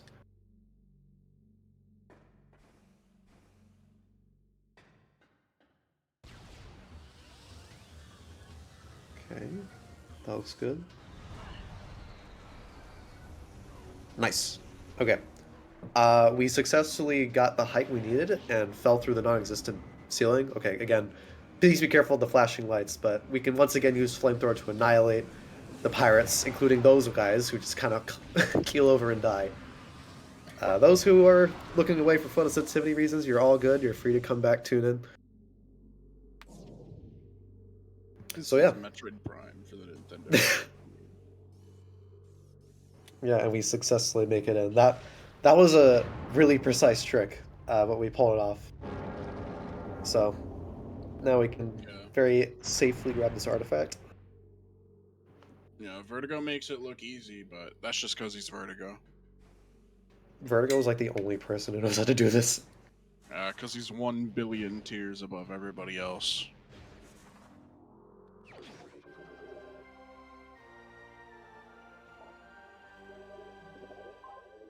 So here's our artifact. And now we're done.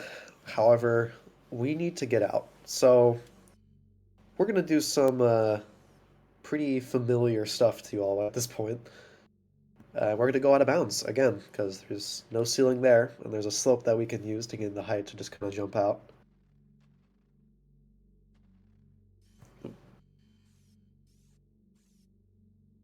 So we just loaded the tower room around us there, it looked like.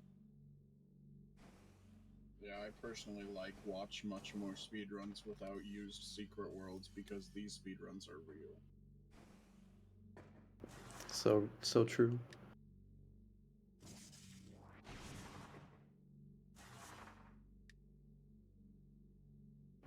So once again, we are going to get into a spot to get infinite speed once again, because there's no way we can transition the room otherwise. So once again, if you have photosensitivity, you can look away for a bit, and we'll let you know when you're good to come back.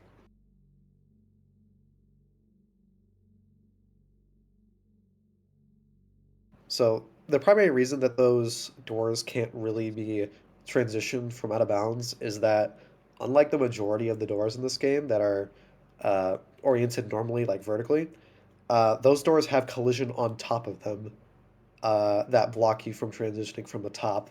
And getting to the door from below, because approaching it from the side is impossible because there's collision there, is practically impossible.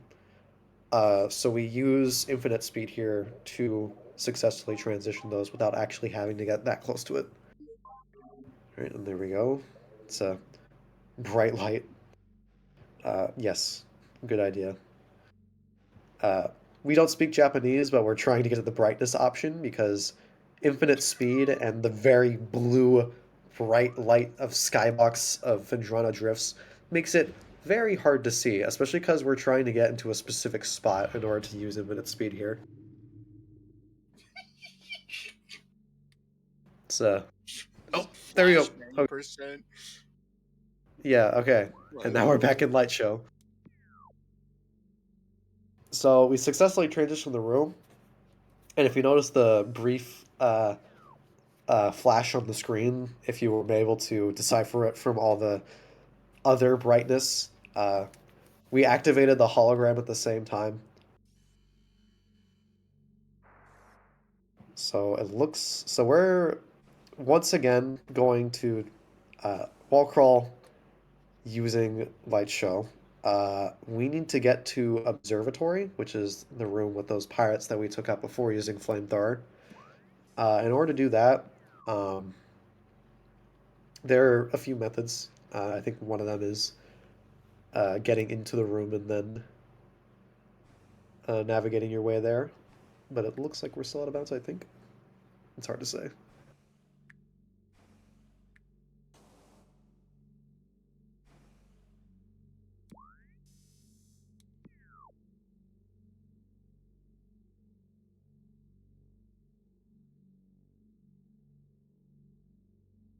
So again, the map is uh, an invaluable tool for navigating our way out of bounds.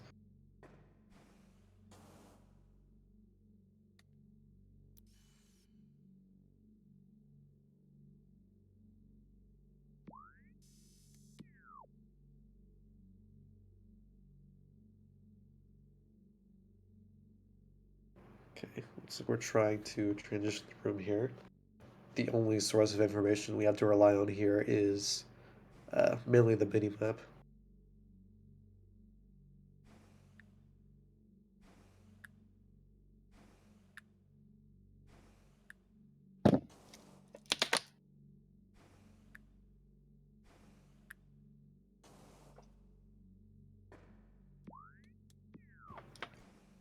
So out of bounds in this game is very hard, and if you make it so you can't really see what you're doing, that just kind of makes it exponentially more difficult.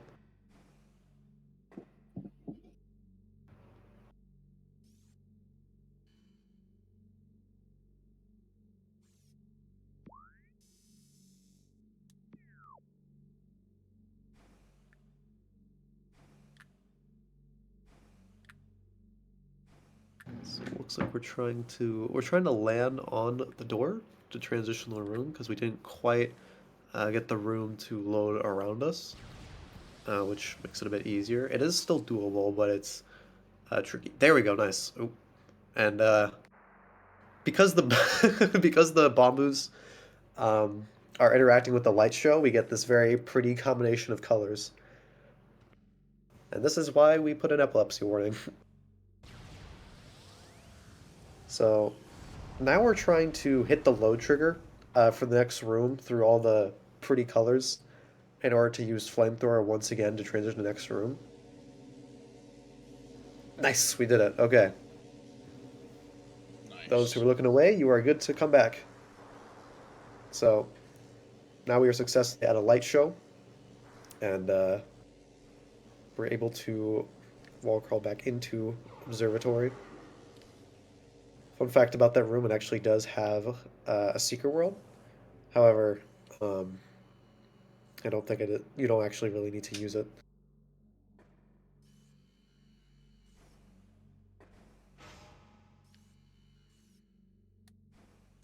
And I believe that means I don't remember if that's the last of the infinite speeds. Probably not, because we need to deal with this room once more. So once again, horizontal door.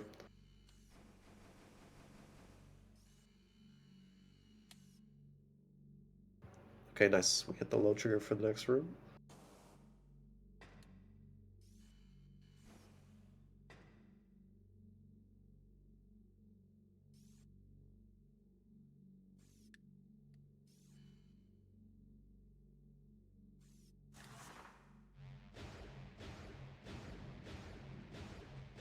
Once again, another specific lineup here. Oh, I see what's happening. Okay. Um, so we are using Boost Ball here to just get enough speed so we can squeeze through this collision and get to a spot where we can touch the door and then continue to build up speed and move away from it so that we can transition the room.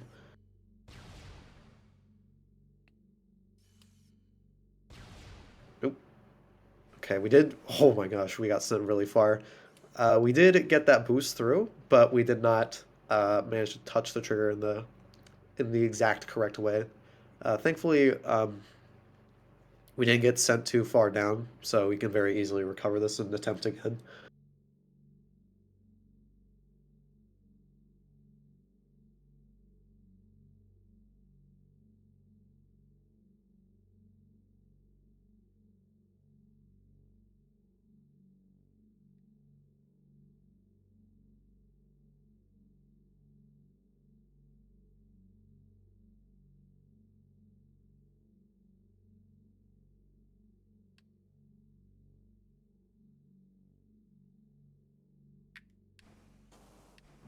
Okay, just trying to find the quarter.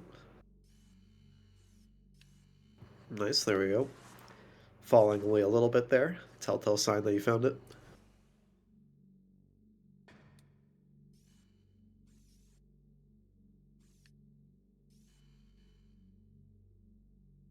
So once again, do our specific lineup here.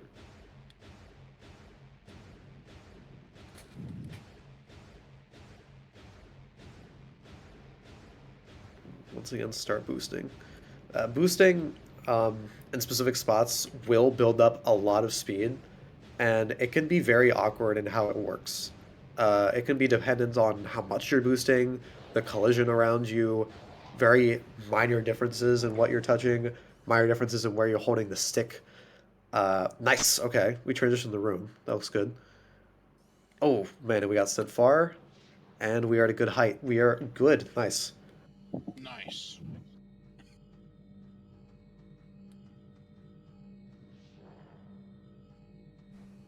That is the hardest part out of the way. We have done all the hard parts of the wall crawl.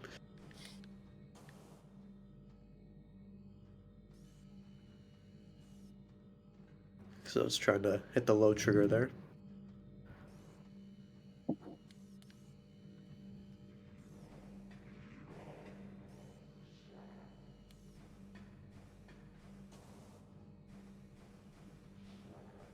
Another door that we're going to have to transition in a very specific way because of the way the collision works.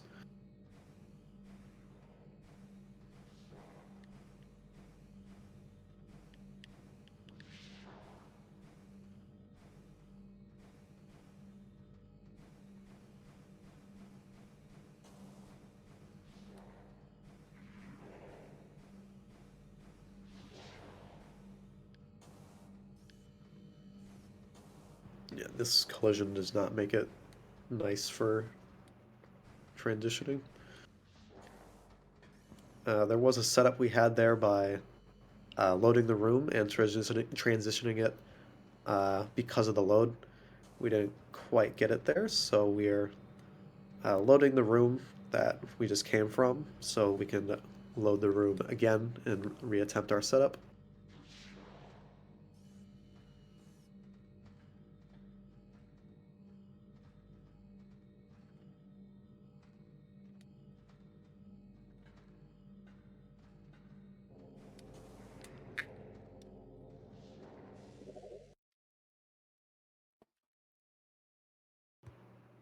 Oh, man.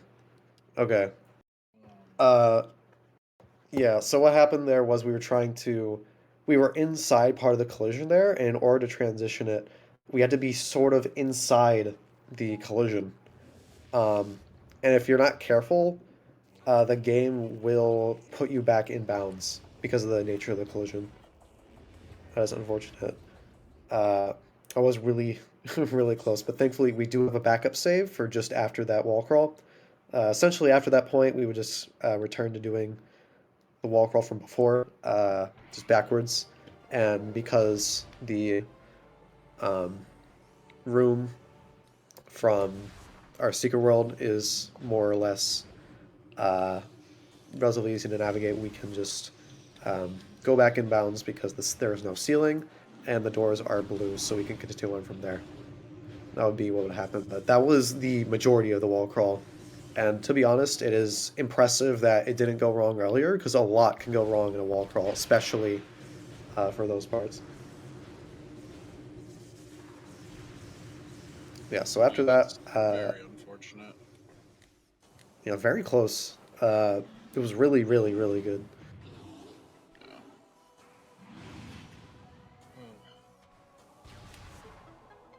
Definitely made me tense up.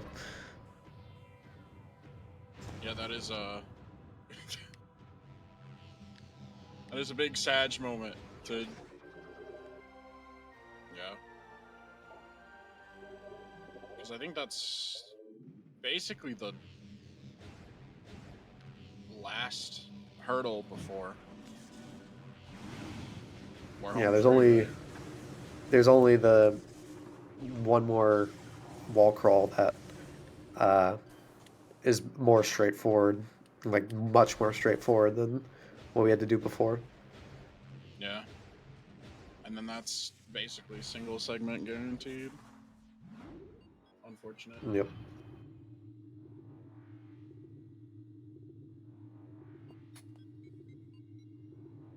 Right, but yeah. So, uh, because we secured all the artifacts, there was only one more thing that we need to worry about, which is the final bosses.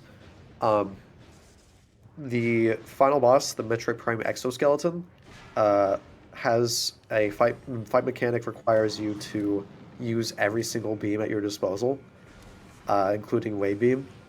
Now, it also features a bit of an issue because of this version, the Japanese version, where um, okay, first of all, we're going out of our way to grab Ice Rider to help with the final bosses, but the Metroid Prime exoskeleton fight can actually be skipped. However, in this version, it skips what was originally our only real method of doing the exo skip trick, which used a Metroid to get us through a small hole, similar to the way we used the beetle earlier in the Chozo Ruins. However, not super long ago, we actually discovered a trick where you can use something called load delay to get out of bounds instead. And that was the final one of the final things that we needed in order for this category to be possible. So you'll see that here in a little bit.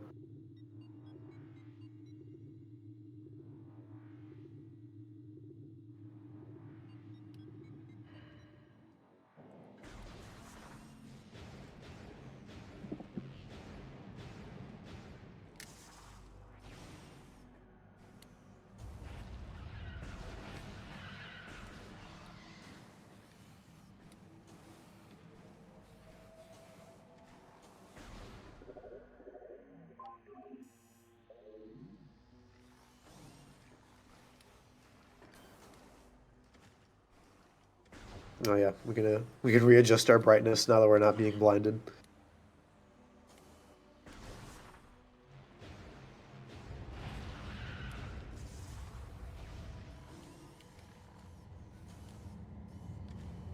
So yeah, just for reference, Vertigo did all that hard stuff in a single sitting. You do not get any sort of breaks. The only theoretical time you'd get a break is if you went into Observatory, saved, and then did the Secret World, but that Secret World takes a while to do, so it's really not optimal. So no, even just doing like one of those tricks is really difficult.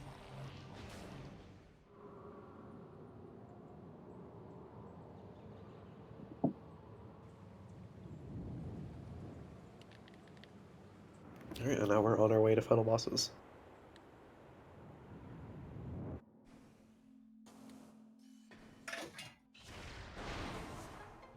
Thank you, Tom. Yeah, Tom in chat.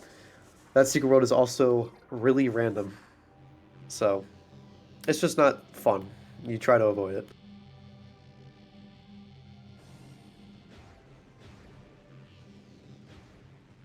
Alright, so Ridley does have some key differences compared to previous versions.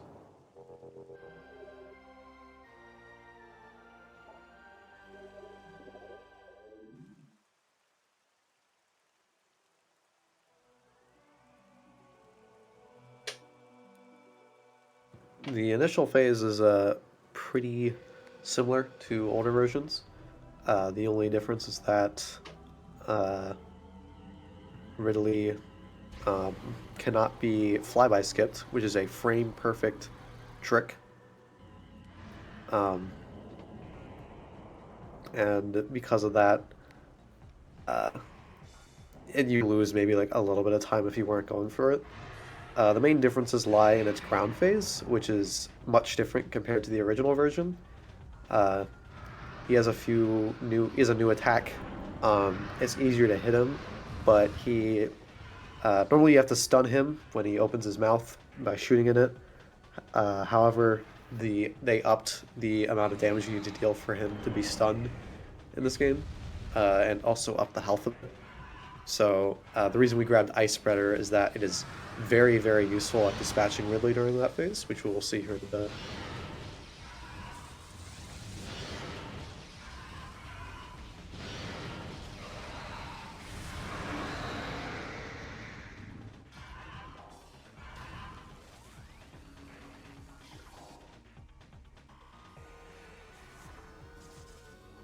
Right, and now we're going to see a very funny property. Now, the boost ball is it's actually very, very strong. It deals a whopping 50,000 damage per frame, and if there's an enemy that is vulnerable to it, it will just get annihilated. And Ridley is actually an enemy that they forgot to make that check for. So,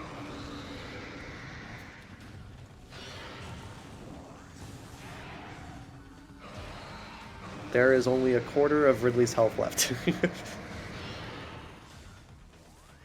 However, the damage eventually caps out for the ground phase.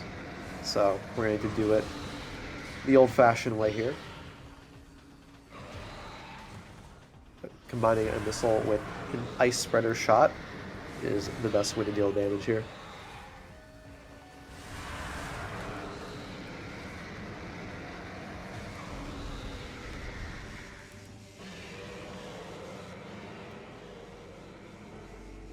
Here we go, Ridley has been taken care of.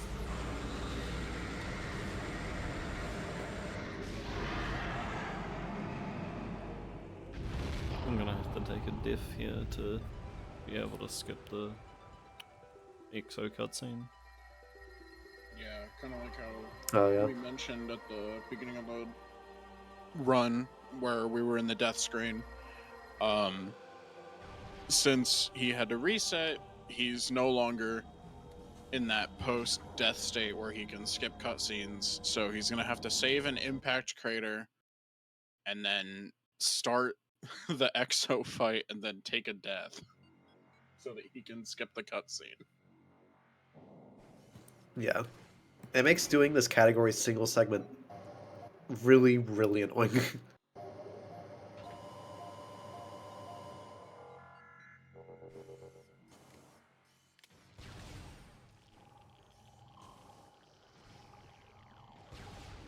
You essentially have to do an any percent run to do an any percent no way beam run.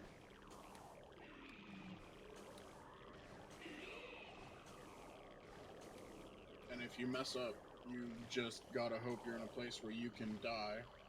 Because if you have to reset, then you have to do another any percent. Yep. If you want to fix that, then find a way to skip that artifact in Tower Chamber, or find a different way to get out of bounds on the older version. It'll make Vertigo's life much easier.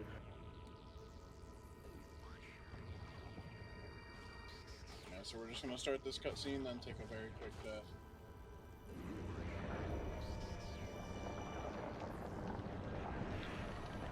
And if you're wondering why we need to skip this cutscene in particular, I believe the next sub-chamber loads during this cutscene. Yes. So if we skip it, then we can do load delay to make it out of bounds before the next one. Yep. It's a pretty recent discovery that got overlooked for a while. Oh no, Samus, watch out! Watch out! Yeah. Samus, watch out! Since he doesn't have the Oh. wave beam, he can't kill her.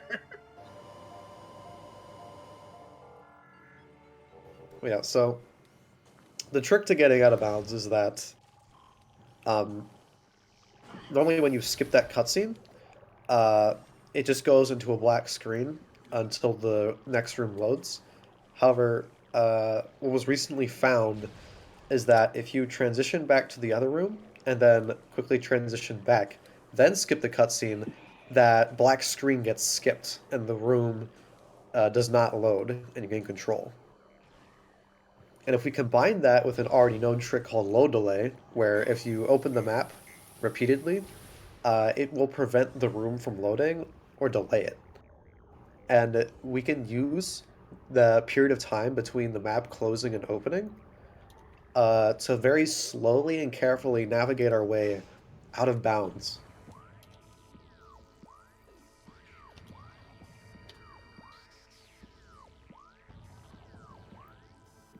So it's a pretty tight trick. If you mess up the way you're opening the map, the room will load, and the cutscene for the next room will load. It is actually a slight benefit, I believe, because given that's the Japanese version, all rooms, or at least several rooms, will take longer to load.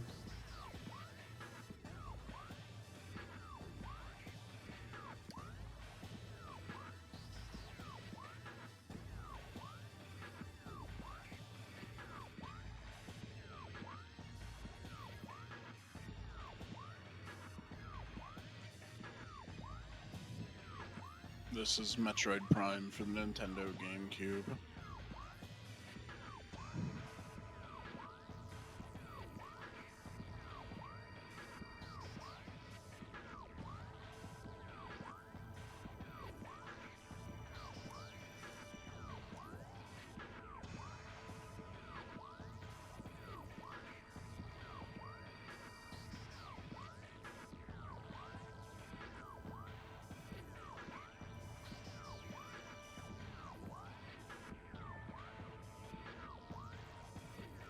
So I guess to explain it a little bit more, since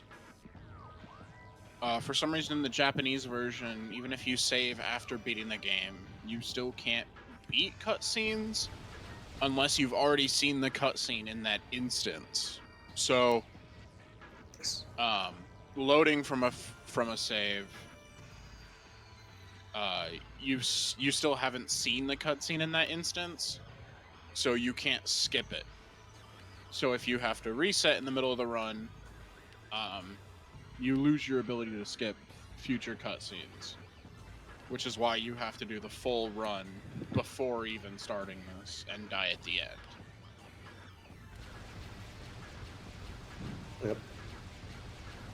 Alright, so we successfully made it out of bounds. That was the scary part. Now it's just transitioning between the sub chambers. There is one rather slightly infamous soft lock that can happen here if you hit a cutscene trigger. However, you can transition the room if you adjust your height correctly without ever hitting it.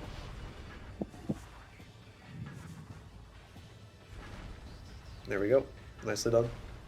We are going to say hi to Exo just chilling down there.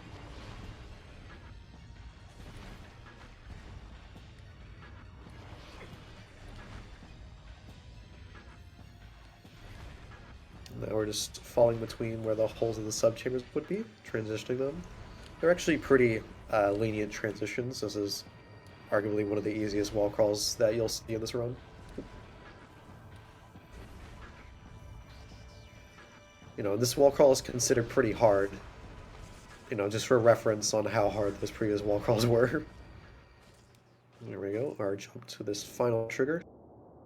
Just gotta hit it after transitioning. There we go, nicely done. Now we're on to the final boss. The Metroid Prime Core Essence.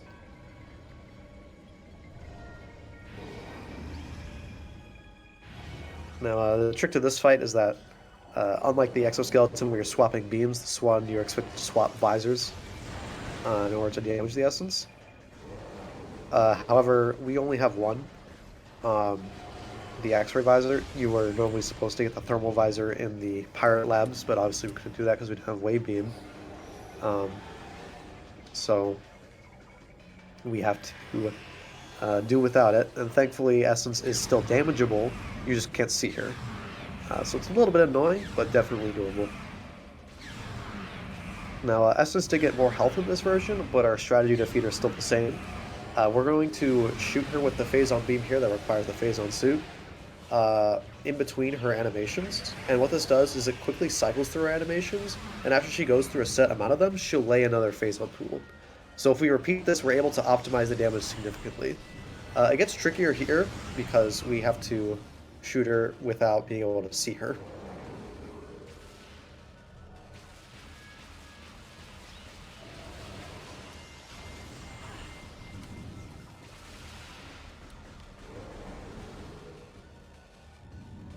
Looks like we kind of lost her there. Essence is pretty RG heavy on what animation she decides to do. You can see her with scan visor, and you can also use audio cues. That doesn't make her any less tricky to deal with.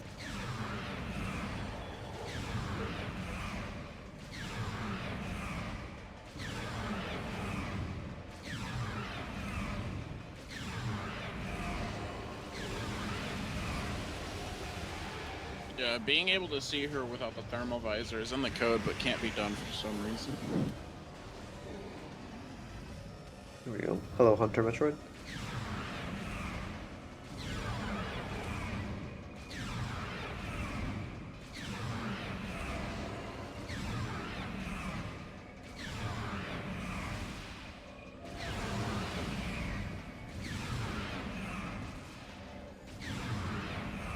Alright, nicely done so far.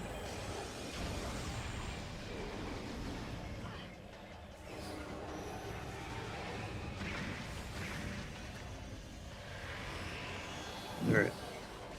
And time will also be coming up here in a minute.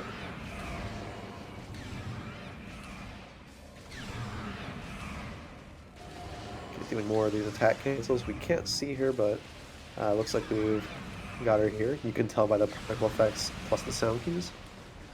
And the health going down on the boss. Yeah, that one is kind of trickier to pay attention to. Alright. We should have enough damage to get her on the next pull, I think.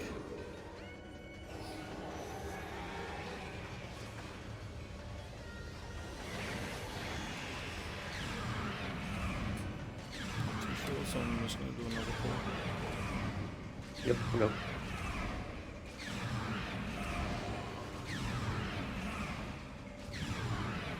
So yeah, it's a pretty significant health increase. In the original game, you can actually take her out with as few as 2 pools, but generally we use 3.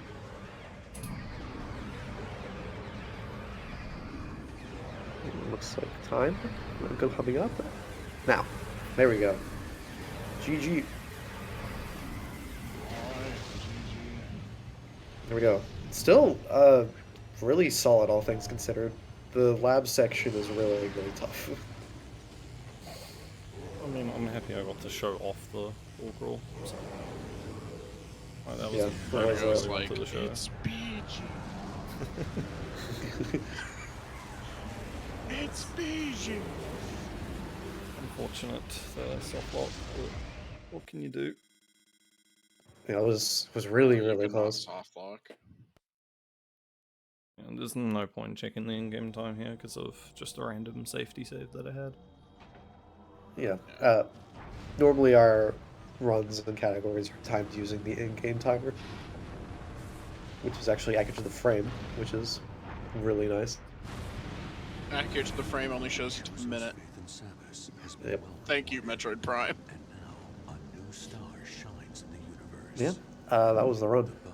It was honestly really awesome to showcase it. It's been something that's been studied for a while but never really run, so it's really awesome to show it off. Yeah, I might stream some attempts over the next few days. Try and get a single segment run. Oh, good luck. Try not to try not to try go not to crazy on soft how many lock. any percent runs you have to do. I'm sure it'll be alright. Yeah. Go for world record 80%. No reset. Yeah, exactly.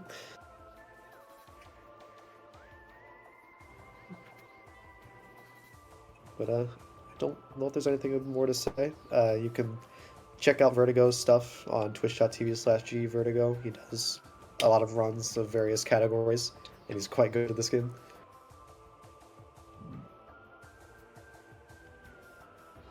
And yeah, play Metroid Prime. It's getting pretty good. Yeah, play Metroid Prime. It's worth.